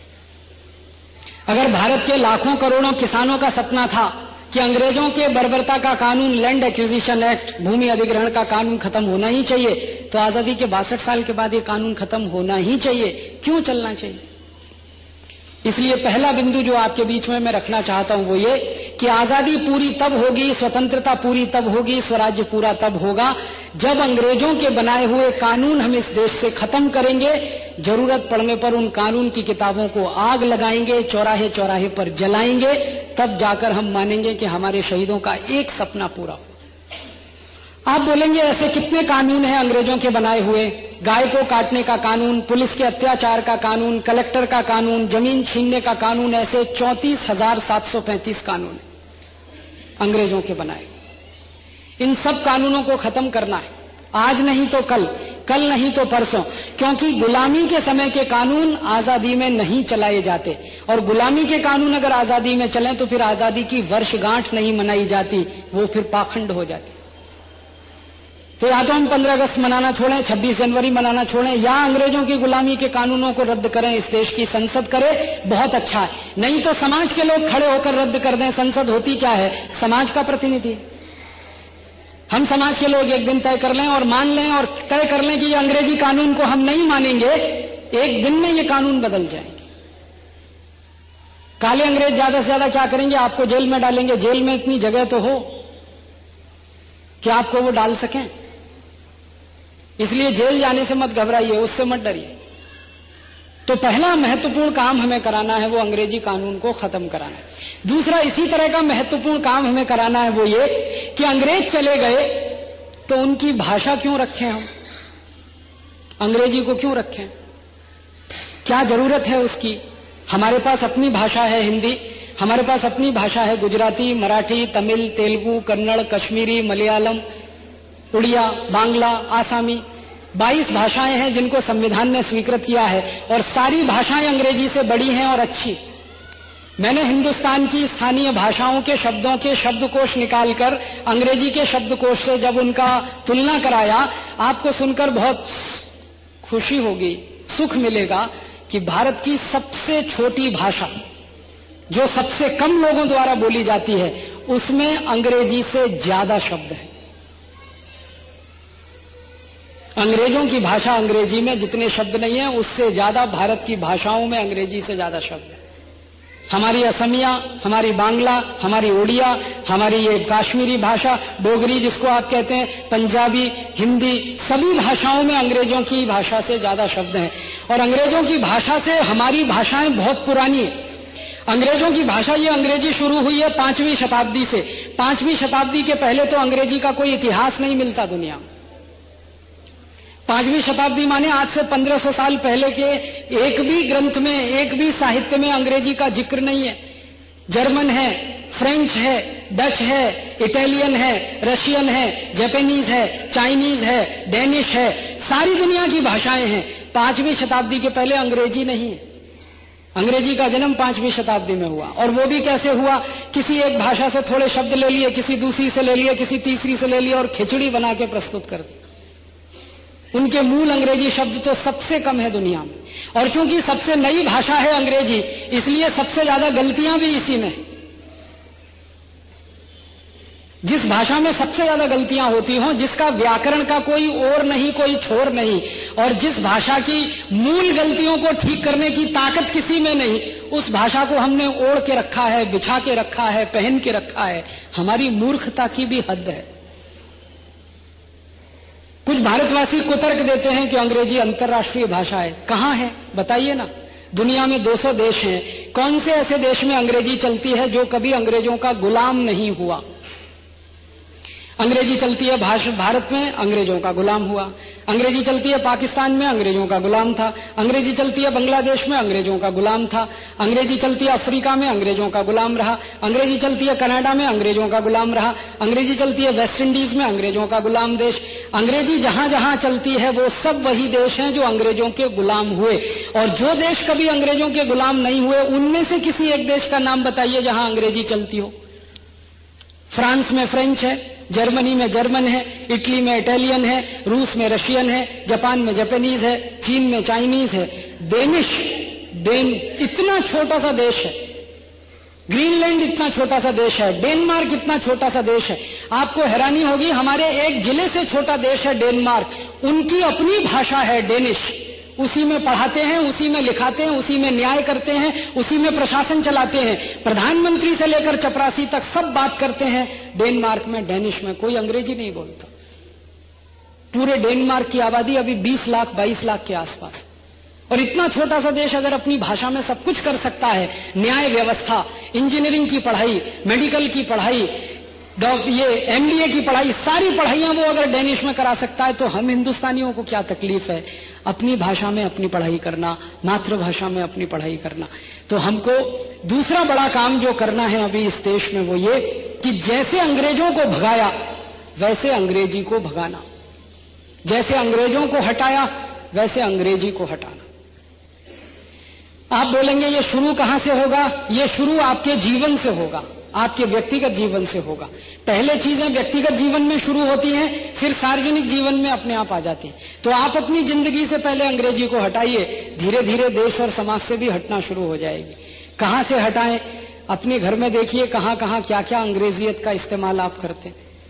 अपने बच्चों को बोलते हैं मम्मी बोल, डैडी बोल। क्यों? खराब शब्द है मम्मी, कोई अच्छा नहीं है। MUMMY, मम्मी का अर्थ है मरा हुआ। जान निकल जाती है शरीर में से तो बचे हुए शरीर को मम्मी कहते हैं, जिसको हम शव कहते हैं उसको मम्मी कहा जाता है। और डैडी माने तो मरे हुए जैसा, DEAD डैड, और DEAD डैड से बना डैडी, मरे हुए जैसा। तो माता पिता को मार डालें, ऐसी भाषा इस्तेमाल करें मम्मी और डैडी। क्या रखा है इसमें? अब तो कुछ ऐसे पढ़े लिखे मूर्ख हिंदुस्तानी हैं, मॉम, मम्मी से भी आगे मॉम। क्या अर्थ है पता नहीं, बस बोलते रहते। कितना सुंदर शब्द है मां, जो दुनिया की किसी दूसरी भाषा में नहीं मिलता। हम बोलते हैं, जानवर भी बोलते हैं।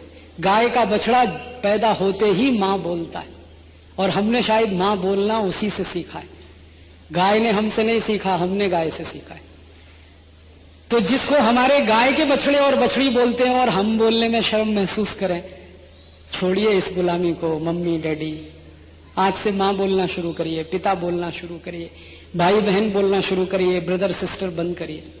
और कुछ कुछ तो विचित्र शब्द हैं अंग्रेजी के, अंकल, आंटी, क्या मतलब मालूम नहीं। हमारे यहां तो काका है, मामा है, मौसा है, फूफा है, मामा का मामा है, मौसा का मौसा है, फूफा का फूफा है। सभी के रिश्ते एकदम पक्के हैं। अंकल में तो कुछ भी पक्का नहीं। वो काका भी हो सकता है, मामा भी हो सकता है, मौसा भी हो सकता है, फूफा भी हो सकता है, कुछ भी हो सकता है। और आंटी तो और भी विचित्र है। अंग्रेजों के पास तो शब्द नहीं है अपने रिश्तों को बताने के लिए, इसलिए मजबूरी है अंकल और आंटी। शब्द क्यों नहीं है रिश्ते बताने के लिए? क्योंकि रिश्ते ही नहीं है समाज में निभाने के लिए। और रिश्ते क्यों नहीं है समाज में? क्योंकि परिवार नहीं है समाज में। रिश्ते परिवार से बनते हैं, परिवार पति पत्नी से बनता है। इंग्लैंड में पति पत्नी बन के तो कोई नहीं रहता, क्योंकि वो तो लिव इन रिलेशनशिप वाले लोग हैं। 60 से 70% अंग्रेज तो बिना शादी किए रहते हैं। अब बिना शादी किए रहेंगे तो पति पत्नी तो हो नहीं सकते, फिर जो बच्चे पैदा होंगे वो लावारिस ही होंगे। तो लावारिसों के देश में जहां रिश्ते नहीं है, नाते नहीं है, वो अंकल और आंटी बोलें और एक दूसरे को संबोधित करें तो उनकी मजबूरी है। हमारे देश में क्या मजबूरी है अंकल और आंटी बोलने की? हमारे पास तो काका है, हमारे पास तो काकी है, नानी है, मामा है, मामी है, सब कुछ है, स्पष्ट है। बड़ा विचित्र देश है अंग्रेजों का, और भाषा भी विचित्र है। Father in law, mother in law, brother in law. Father in law कानून के पिता, ब्रदर इन लॉ कानून का भाई, सिस्टर इन लॉ कानून की बहन। माने सब कुछ कानून से है, भावना से कुछ नहीं, रिश्तों से कुछ नहीं। फिर वो मूर्ख लोग हिंदुस्तानी उसका अनुवाद कर देते हैं। फादर इन लॉ माने ससुर, ससुर अलग होता है, फादर इन लॉ बिल्कुल अलग है। ससुर फादर इन लॉ नहीं हो सकता। लेकिन हम भी मूर्ख लोग हैं, फादर इन लॉ को ससुर बनाते हैं। फिर मैं पूछता हूं अच्छा कौन से, इधर वाले के इधर वाले? बता ही नहीं सकते आप फादर इन लॉ से कौन से। मदर इन लॉ कौन सी, इधर वाली की इधर वाली? बता ही नहीं सकते आप। विचित्र भाषा, मूर्खों की भाषा अंग्रेजी। पीयूटी पुट, बीयूटी बुट होना चाहिए ना, और अगर बीयूटी बट तो पीयूटी पट होना चाहिए। पीयूटी पुट है तो बीयूटी बुट हो जाए, बीयूटी बट है तो पीयूटी पट हो जाए। अगर सीयूटी कट होता है तो पीयूटी पट क्यों नहीं हो सकता? कुछ पता ही नहीं। एक जगह सी जो है ना का होता है, दूसरे की जगह सी चा हो सकता है, तीसरी जगह कुछ और हो सकता है। अंग्रेजी में एक शब्द है केमिस्ट्री, CHEMISTRY। केमिस्ट्री क्यों बोलते हैं? केमिस्ट्री बोलो, क्योंकि उसी अंग्रेजी में जब हम चोपड़ा लिखते हैं CHOPARA तो कोपड़ा तो नहीं बोलते उसको, कोपड़ा साहब आ गए, कोपड़ा साहब आ गए। हम तो यही कहते हैं भाई चोपड़ा साहब आ गए। तो CH अगर यहां चा है तो CH केमिस्ट्री में चा क्यों नहीं है?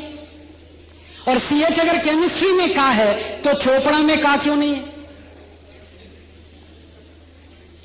उत्तर नहीं किसी अंग्रेज के पास इसका। वो कहते हैं ये होता है। अब जिस भाषा में तर्क का उत्तर ना हो, सिर्फ होता है, उसको डंडा लेके आप पीछे पड़े हैं। हर बच्चे को बचपन से मार मार के सिखा रहे हैं, अंग्रेजी बोल, अंग्रेजी सीख, बचपन से ही अंग्रेजी सीख, प्राथमिक कक्षा में अंग्रेजी सीख। बच्चा बेचारा हिंदी में, डोगरी में, कन्नड़ में, तमिल में, तेलुगु में कोई चीज घंटे भर में सीख लेता है। वही चीज को आप उसे अंग्रेजी में सिखाओ, 6 महीने लग जाते हैं, फिर भी नहीं सीख पाता। फिर वो रट लेता है, रटे हुए का अर्थ समझ में नहीं आता, और पोपट तोते की तरह से कुछ भी गाने लगता है जिसका खुद उसे अर्थ नहीं आता। वो हमारे बच्चे गान करते रहते हैं अंग्रेजी का। मैं कभी कभी ऐसे लोगों के घरों में जाता हूं जो पढ़े लिखे तो हैं लेकिन सुपर इडियट है। मैंने इस देश में देखा है महामूर्ख पढ़े हुए वही है, जो बिना पढ़ा लिखा है वो बहुत होशियार है। पढ़े लिखे मूर्खों के घर में क्या दर्शन होता है? घर में घुसे, पता चला पिताजी का नाम रामदयाल, माताजी का नाम गायत्री देवी, बेटे का नाम टिंकू। अब रामदयाल और गायत्री देवी का टिंकू कहां से आ गया? और वो दोनों बोलते हैं देखो हमारा बेटा है टिंकू। मैं पूछता हूं इसका मतलब मालूम है टिंकू क्या है? वेबस्टर डिक्शनरी को आप खोल के देखें तो वेबस्टर डिक्शनरी में टिंकू का अर्थ है आवारा लड़का, जिसके बाप का पता नहीं, जिसकी अम्मा का पता नहीं, वो टिंकू होता है। और यहां मां बाप के होते हुए बच्चे को टिंकू टिंकू टिंकू टिंकू बना बना के उसका कबाड़ा कर रहे हैं। कई कई घरों में बहनों के नाम होते हैं बबली, डबली, ट्विंकल, डिंपल। क्या मतलब है डिंपल, ट्विंकल, पिंपल? हमारे पास नामों की कुछ कमी हो गई है क्या? कितने सुंदर नाम संस्कृत में, कितने सुंदर नाम हिंदी में, कितने सुंदर नाम मातृभाषाओं में, क्यों नहीं रखते उन नामों को? अपने घर से शुरू करिए, इस अंग्रेजियत को निकाल फेंकिए, अपने बच्चों के नाम मातृभाषा में, राष्ट्रभाषा में रखिए और उसी का उच्चारण करिए, क्योंकि उनका कोई अर्थ है। और मैं निवेदन और करना चाहता हूं कि जिनके घर में छोटे बच्चे हैं, कम से कम अपने बच्चों को अंग्रेजी की कविताएं मत सिखाइए जिनका अर्थ नहीं जानते। आप भी नहीं जानते, बच्चे भी नहीं जानते।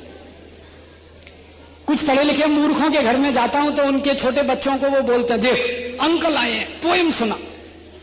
मैं कहता हूं भैया मैं अंकल नहीं हूं, काका हूं, चाचा हूं, मामा हूं, कुछ भी बना लो, अंकल मत बनाओ, क्योंकि अंकल का अर्थ मुझे नहीं मालूम। आपको मालूम है तो मुझे बताओ। जिसका अर्थ मैं नहीं जानता उसका आप नाम मुझसे बुलवा रहे हो। फिर वो बच्चों को कहते हैं पोएम सुनाओ, कविता नहीं पोएम सुनाते हैं। अब बच्चे चालू हो जाते हैं टेप रिकॉर्डर की तरह से, rain rain go away come again another day little baby wants to play. अब मैं पूछता हूं उस बच्चे से तुमको अर्थ मालूम है इस कविता का क्या है? नहीं मालूम। उसकी मां से पूछता हूं आपको मालूम है इसका अर्थ क्या है? नहीं मालूम। टीचर को पूछता हूं आपने सोच लिया ये कविता सिखाने से पहले इसका अर्थ क्या है? रेन रेन गो अवे माने बच्चा ईश्वर से प्रार्थना कर रहा है, बारिश बारिश तुम चली जाओ, कभी भी मत आओ क्योंकि मुझे खेलना है। Little baby wants to play, छोटा बच्चा खेलना चाहता है, इसलिए बारिश को कह रहा तुम भाग जाओ, चली जाओ। अगर ये प्रार्थना ईश्वर ने सुन ली तो बारिश को बुला लिया, बारिश होगी नहीं, बारिश पड़ेगी नहीं तो सूखा पड़ेगा, सूखा पड़ेगा तो किसान भूखे मरेंगे, आप भूखे मरेंगे। तो जिस प्रार्थना से हमारे किसान भूखे मरे और इस देश में अकाल पड़े, वो प्रार्थना हमारे बच्चे गाएं रोज रोज, rain rain go away come again another day. क्या मूर्खता! क्यों सिखाई आपने ये कविता? अपने भारत में कविताओं की कोई कमी है क्या? हिंदी में, गुजराती में, मराठी में, डोगरी में इतनी कविताएं हैं। एक बहुत सुंदर कविता है, मराठी में है, उसका अर्थ हिंदी में बताऊंगा। ये रे पाऊसा तुला देतो पैसा, पैसा झाला खोटा, पाऊस आला मोठा। इसमें भगवान से प्रार्थना कर रहा है बच्चा, जल्दी जल्दी बारिश आओ और ज्यादा से ज्यादा बारिश आओ, मैं तुमको आओगी तो पैसा दूंगा, तुम जल्दी आ जाओ। ये भारत की कविता है, क्योंकि बारिश भारत की जरूरत है, क्योंकि भारत की 60% जमीन बारिश के पानी से ही उत्पादन देती है। जिस देश की 60% जमीन बारिश आधारित हो, वहां पर बारिश को बुलाने की कविता होती है, बारिश को भगाने की कविता नहीं होती। अंग्रेजों की कविता है रेन रेन गो अवे। हम हिंदुस्तानी क्यों गाएं इसको? जरूरत क्या है? हमारी समझ को क्या हुआ है? अकल को क्या हुआ है? इसलिए मेरा निवेदन है, अंग्रेजों को भगाया, अंग्रेजी भाषा को भी भगाइए। आप बोलेंगे अंतर्राष्ट्रीय भाषा है, बिल्कुल नहीं है। मैंने आपसे कहा 14 देशों में सिर्फ अंग्रेजी बोली जाती है, बाकी कहीं नहीं बोली जाती। और हमसे छोटा देश है डेनमार्क, वो अगर डेनिश की भाषा में काम करके सारी दुनिया में व्यापार कर सकता है, तो भारत के लोग हिंदी में काम करके सारी दुनिया में व्यापार क्यों नहीं कर सकते? जापान हमसे छोटा देश है, भारत की आबादी 115 करोड़ है, जापान की आबादी 10 करोड़ है। 10 करोड़ की आबादी का जापान सारी दुनिया में अपने व्यापार का डंका मनवा रहा है और दुनिया के व्यापार में दूसरे तीसरे नंबर पर आ रहा है। अगर ये जापानीज में हो सकता है, तो हिंदी में हम भारतवासी काम क्यों नहीं कर सकते? चीन अगर चाइनीज में काम करके सारी दुनिया की अर्थव्यवस्था को धक्का दे सकता है, तो हम भारत की भाषा में काम क्यों नहीं कर सकते? रूस वाले सब रशियन में बात करते हैं। आप हमेशा ध्यान देना, रूस का राष्ट्रपति आए या जापान का, चीन का आए या डेनमार्क का, जर्मनी का आए या फ्रांस का, सब अपनी मातृभाषा में बात करते हैं भारत में आके। और हमको भाषा का अनुवादक रखना पड़ता है उनकी बात समझने के लिए। इतने पिद्दी देश के राष्ट्रपति आकर अगर मातृभाषा में बोलकर चले जाते हैं, तो 115 करोड़ की आबादी वाले भारत के राष्ट्रपति प्रधानमंत्री को मातृभाषा में क्यों नहीं बोलना चाहिए? और अफसोस दुख है कि राष्ट्रपति और प्रधानमंत्री जब चुनाव लड़ते हैं, गांव-गांव जाते हैं, तो वोट मांगते हैं मातृभाषा में, चुनकर जब पहुंच जाते हैं लोकसभा में, तो गिटर पिटर अंग्रेजी में चालू कर देते हैं। इसका माने ये सब पाखंडी हैं, ढोंगी हैं।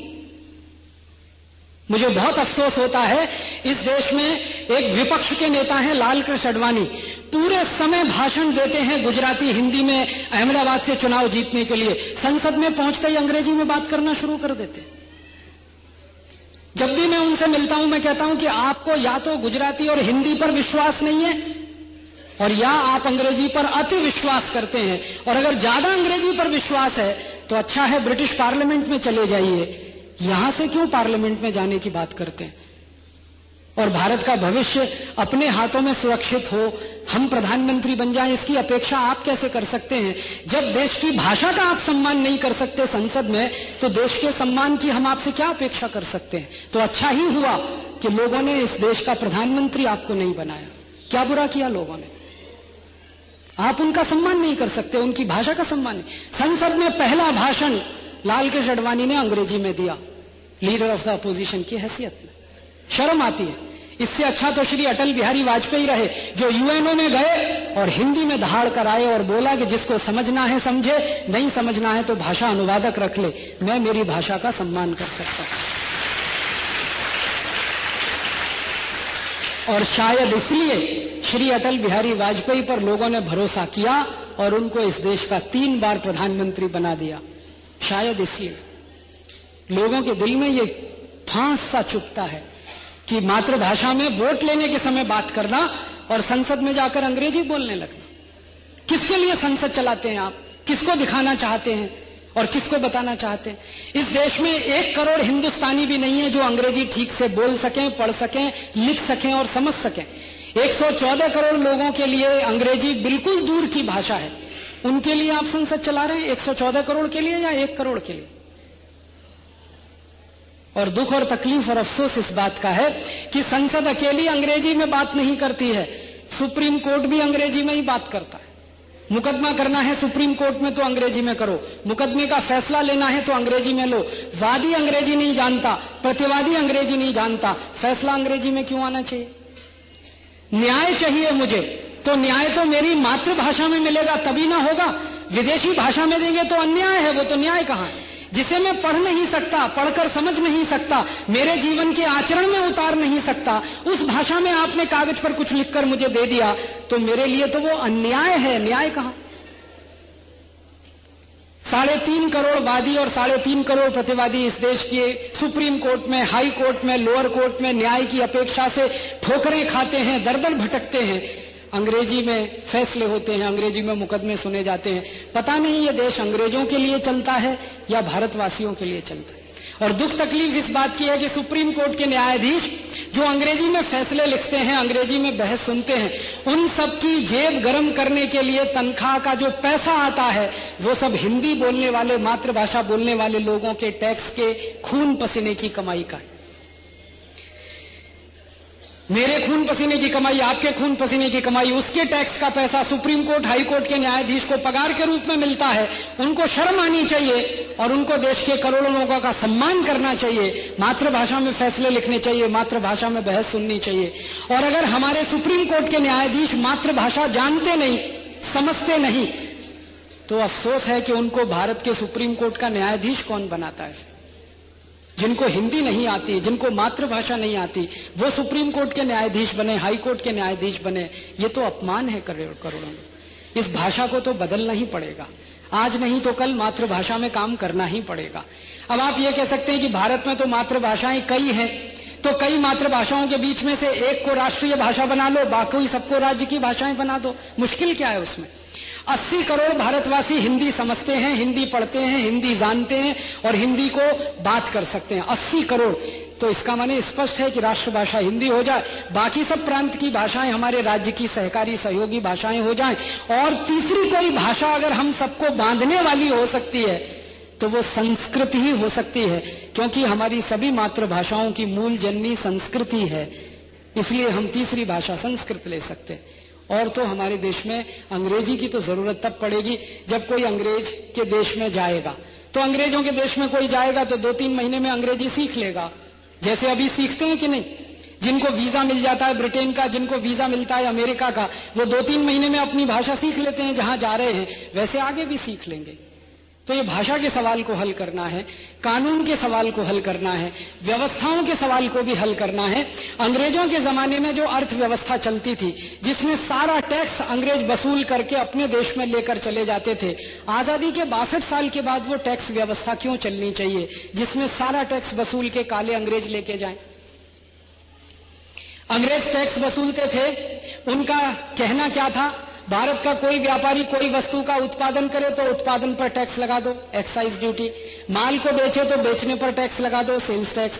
माल को बेचकर मुनाफा कमाए तो मुनाफे पर टैक्स लगा दो, इनकम टैक्स। एक गांव से दूसरे गांव में माल लेके जाए तो फिर टैक्स लगा दो, road tax, toll tax, exit tax, entry tax. इस तरह के 20 टैक्स उन्होंने लगाए। उद्देश्य एक ही था कि करोड़ों रुपए लूट कर इंग्लैंड लेके जाना है।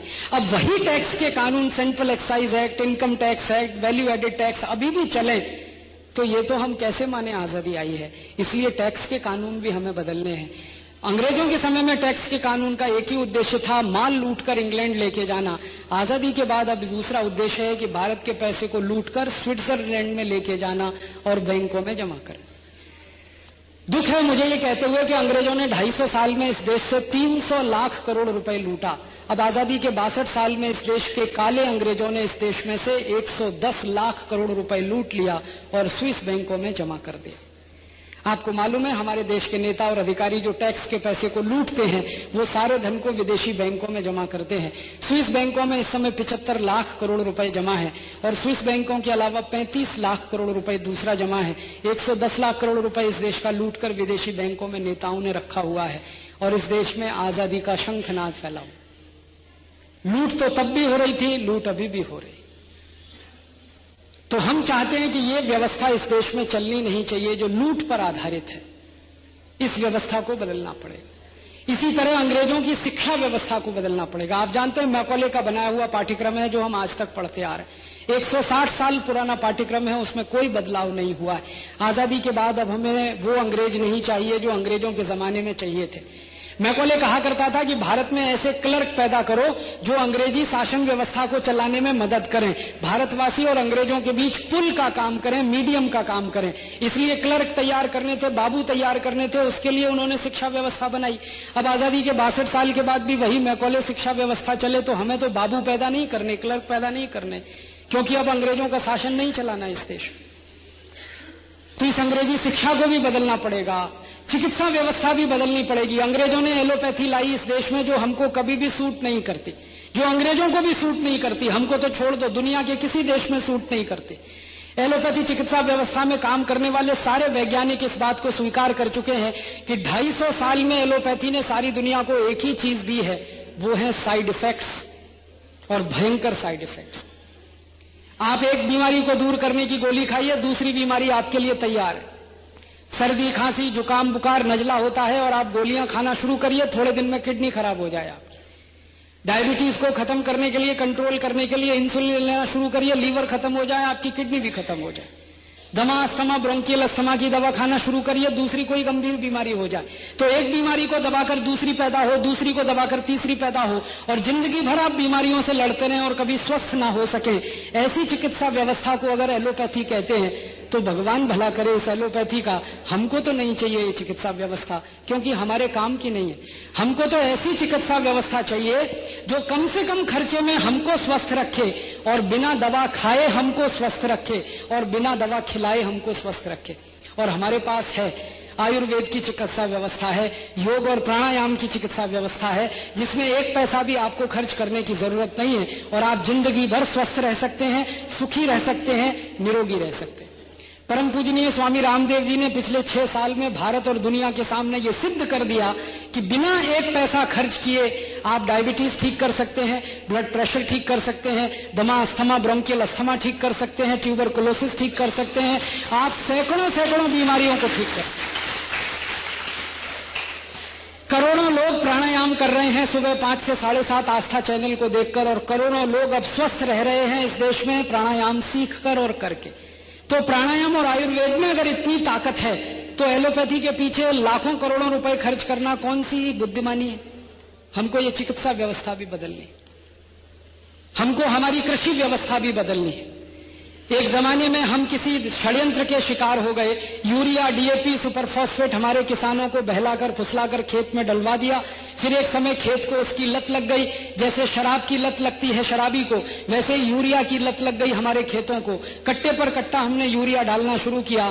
अब हमारे खेत की मिट्टी खराब हो गई है, मिट्टी में सूक्ष्म पोषक तत्व खत्म हो गए हैं, कैल्शियम कम हो गया, आयरन कम हो गया, मॉलिब्डेनम कम हो गया, मैग्नीशियम कम हो गया, मैग्नीज कम हो गया। और ये सूक्ष्म पोषक तत्व मिट्टी में कम हुए तो फसल में कम हुए, पौधों में कम हुए, अनाज में कम हुए, सब्जियों में कम हुए, और उनमें कम हुए तो हमारे शरीर में कम हुए, और हमारे शरीर में कम हुए तो फिर बीमारी के दुष्चक्र का शिकार हुए।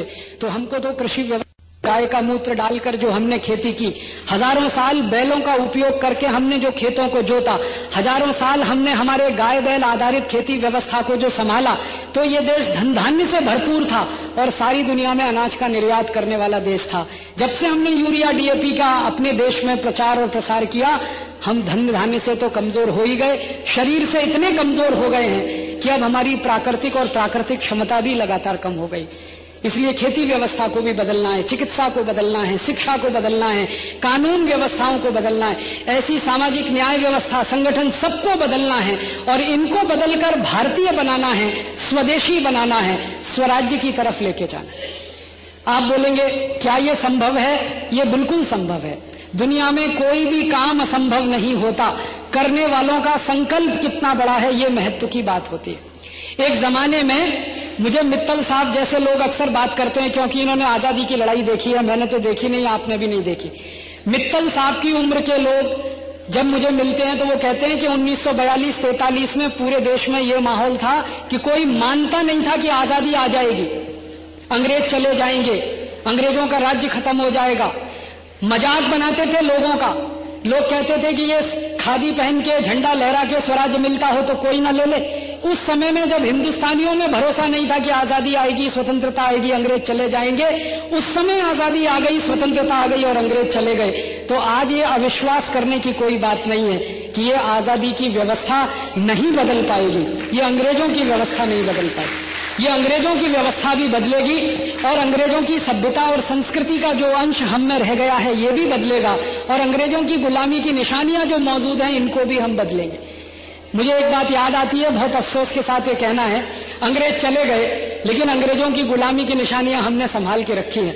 जिस डलहौजी नाम के अंग्रेज ने सबसे ज्यादा अत्याचार किए इस देश के किसानों पर, उसके नाम से हिमाचल प्रदेश में पूरा एक नगर बसा हुआ है, डलहौजी। शर्म आती है मुझे उसका नाम लेने। जिस वास्को डिगामा ने पूरे पुर्तगाल के लोगों को लाकर हमारे दक्षिण भारत में बसाया, दक्षिण भारत के लोगों को ईसाई बनाया, लोगों को मार पीट के उनका धन लूटा, उस वास्को डिगामा के नाम पर गोवा में पूरा एक शहर बसा है, उसका नाम ही है वास्को डिगामा। लॉरेंस नाम के जिस अंग्रेज ने दिल्ली पर सबसे ज्यादा अत्याचार किए, उस लॉरेंस के नाम पर दिल्ली में लॉरेंस रोड बना हुआ है, कब मिटेगा ये। एल्फिंस्टन नाम के जिस अंग्रेज ने मुंबई पर अत्याचार किए, उस मुंबई में एल्फिंस्टन रोड नाम का स्टेशन है और एल्फिंस्टन कॉलेज नाम का एक डिग्री कॉलेज है। फर्ग्यूसन नाम के जिस अंग्रेज ने पूना पर अत्याचार किए, उस फर्ग्यूसन के नाम से कॉलेज पूना में चलता है, फर्ग्यूसन कॉलेज। मिंटो नाम के एक अंग्रेज ने दिल्ली की मां बहन बेटियों पर इतने बलात्कार किए, उस मिंटो के नाम से दिल्ली में मिंटो ब्रिज है, मिंटो रोड है, पता नहीं क्या क्या है। ये गुलामी की निशानियों को क्यों ढोना। जिन अंग्रेजों ने मुंबई में अत्याचार किए, उन अंग्रेजों की मूर्तियां मुंबई के छत्रपति शिवाजी टर्मिनस स्टेशन के बाहर लगी हुई हैं, कभी भी जाके देखिए। जिस अंग्रेज ने सबसे ज्यादा मुंबई पे अत्याचार किए, उसकी मूर्ति मुंबई के महानगर पालिका भवन के बाहर लगी हुई है, चर्च गेट पर, इतनी विशालकाय। इन गुलामी की निशानियों को भी खत्म करना पड़ेगा, क्योंकि इनको रख के हमें कोई फायदा नहीं है। शर्म ही आती है, अफसोस ही होता है। इनको तो 50 साल में खत्म हो जाना चाहिए था, क्यों नहीं खत्म होती। ये सब खत्म करना है, अंग्रेजियत की व्यवस्था, अंग्रेजों की गुलामी, अंग्रेजों की शिक्षा, अंग्रेजों का न्याय, अंग्रेजों के कानून, सब खत्म करना है। और स्वदेशी स्वराज्य और स्वतंत्रता को क्या केंद्र में रखकर, ध्यान में रखकर नई व्यवस्था, नए कानून और नया शासन तंत्र हमें बनाना है। उसी के लिए संग्राम करना है, उसी के लिए लड़ाई लड़नी है, और वही शहीदों का अधूरा सपना है, और वही शहीदों की आजादी के बाद का सपना है। तो मैं आप सबको एक निवेदन करने आया कि अपने शहीदों की शहादत पर अगर आपको गर्व है और आप उनकी शहादत का सम्मान करते हैं, तो उनके सपनों का भी सम्मान करिए, जो सपने उन्होंने देखे थे इस देश की आजादी के लिए। हम शहीदों का सम्मान करें और उनके विचारों का सम्मान न करें, हम शहीदों का सम्मान करें और उनके सपनों का सम्मान न करें, तो ये तो हमारे लिए शर्म की बात है। करना है तो टोटलिटी में करना है, पूरा करना है, नहीं करना तो बिल्कुल नहीं करना। तो शहीदों के सपनों का सम्मान, उनके विचारों का सम्मान करके एक नया भारत बनाने के लिए, स्वदेशी स्वराज्य वाला भारत बनाने के लिए काम करें। चलते चलते एक छोटी सी आखिरी बात कहना चाहता हूं। अंग्रेजों के जमाने में एक विदेशी कंपनी इस देश को लूटती थी, अंग्रेजों के बाद अब 5000 विदेशी कंपनियां इस देश को लूटें और हम कहें कि आजाद हो गए। पहले ईस्ट इंडिया कंपनी लूट रही थी, अब पेप्सी कोला। पहले ईस्ट इंडिया कंपनी लूट रही थी, अब कोका कोला। पहले ईस्ट इंडिया कंपनी लूट रही थी, अब कॉलगेट पामोलिव। पहले ईस्ट इंडिया कंपनी लूट रही थी, अब हिंदुस्तान लीवर। ऐसी 5000 कंपनियां देश को लूट रही। आप बोलेंगे क्या करें? एक ही काम करिए जो लोकमान्य तिलक ने किया, भगत सिंह, ऊधम सिंह ने किया, सावरकर ने किया। आपको मालूम है, वीर सावरकर ने अपनी जिंदगी के 16वें वर्ष में पुणे के एक बड़े भारी चौक में विदेशी सामानों की 2 ट्रक होली जलाई थी, 16 साल की उम्र। ऐसे क्रांतिकारी थे सावरकर। तो अगर वो विदेशी सामानों की होली जला सकते हैं अपनी जिंदगी के 16वें वर्ष में, तो आप क्यों विदेशी सामानों को अपनी छाती से लगाकर अपने घर में रखे हुए हैं? इनको निकाल बाहर फेंकिए, इनको भी जलाइए विदेशी सामान। आप बोलेंगे हमको तो पता ही नहीं है विदेशी सामान क्या है, स्वदेशी सामान क्या है। उसको पता लगवाने के लिए एक छोटी सी पुस्तक बनाई है, जीवन दर्शन, परम पूजनीय स्वामी रामदेव जी की लिखी हुई है। यहाँ पतंजलि योग पीठ के चिकित्सालय में मिल जाएगी, वो ले लीजिए। वो पुस्तक में पूरी सूची दी गई है, क्या सामान विदेशी है, क्या स्वदेशी है। जो विदेशी सामान है उसको कभी खरीद के मत लाइए, जो स्वदेशी सामान है उसी को घर में लाइए, क्योंकि स्वदेशी के रास्ते से ही स्वराज्य की मंजिल पर पहुंचा जा सकता है और कोई दूसरा रास्ता नहीं। ये कहकर मैं मेरे व्याख्यान को पूरा करना चाहता हूं आपसे इस अपील के साथ, इस निवेदन के साथ कि आप अपने जीवन में शहीदों के सपनों को जिंदा रखिए। ईश्वर से नित्य दिन प्रार्थना करिए कि हमको इतनी शक्ति मिले, हमको इतनी ताकत मिले, हमारा संकल्प इतना दृढ़ हो कि हम हमारे बाकी पूरे जीवन में शहीदों के सपनों को साकार करने के काम में लग जाएं। और अगर आपका ये संकल्प पूरा हो जाएगा तो आप भी उन शहीदों की श्रेणी में आ जाएंगे जिनके लिए आप सपना देख रहे हैं। और नहीं कर पाएंगे तो आप मीर जाफरों की श्रेणी में आएंगे, जो आने वाला समय आपको याद रखेगा मीर जाफर की तरह से।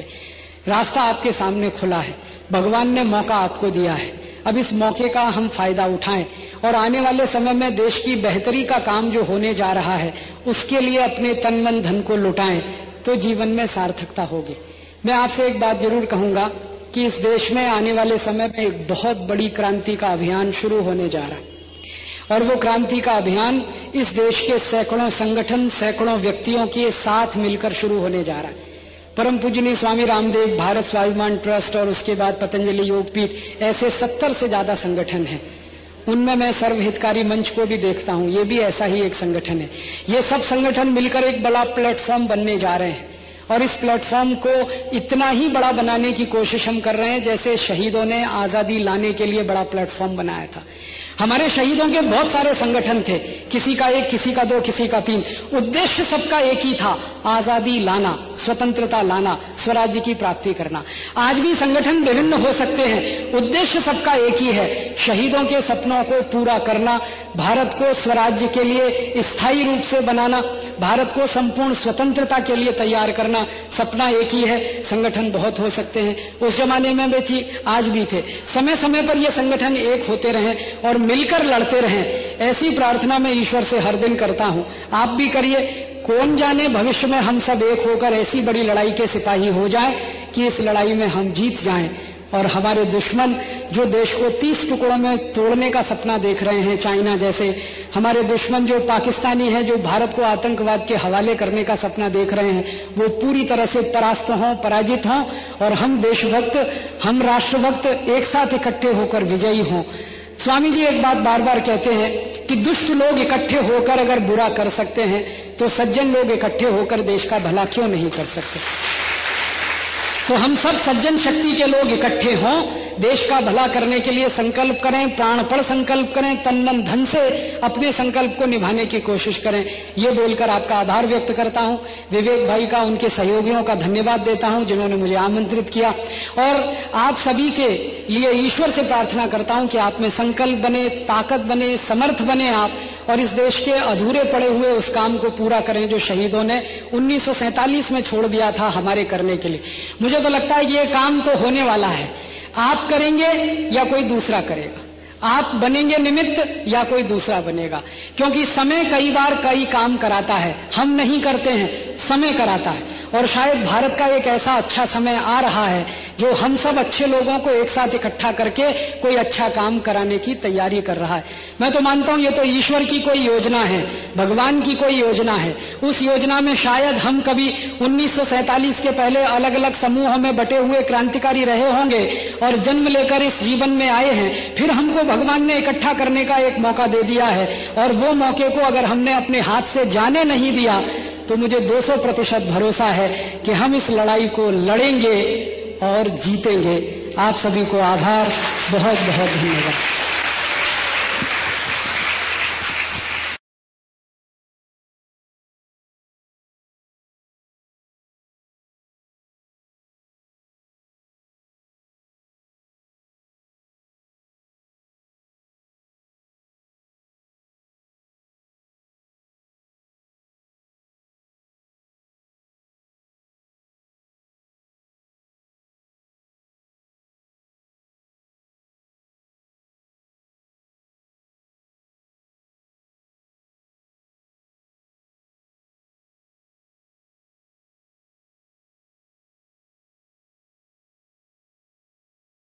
दोस्तों, सबसे पहले तो चैनल सब्सक्राइब करें, फिर लाइक, कमेंट और शेयर करें, और हाँ, हमारा एंड्रॉयड ऐप डाउनलोड करना ना भूलें।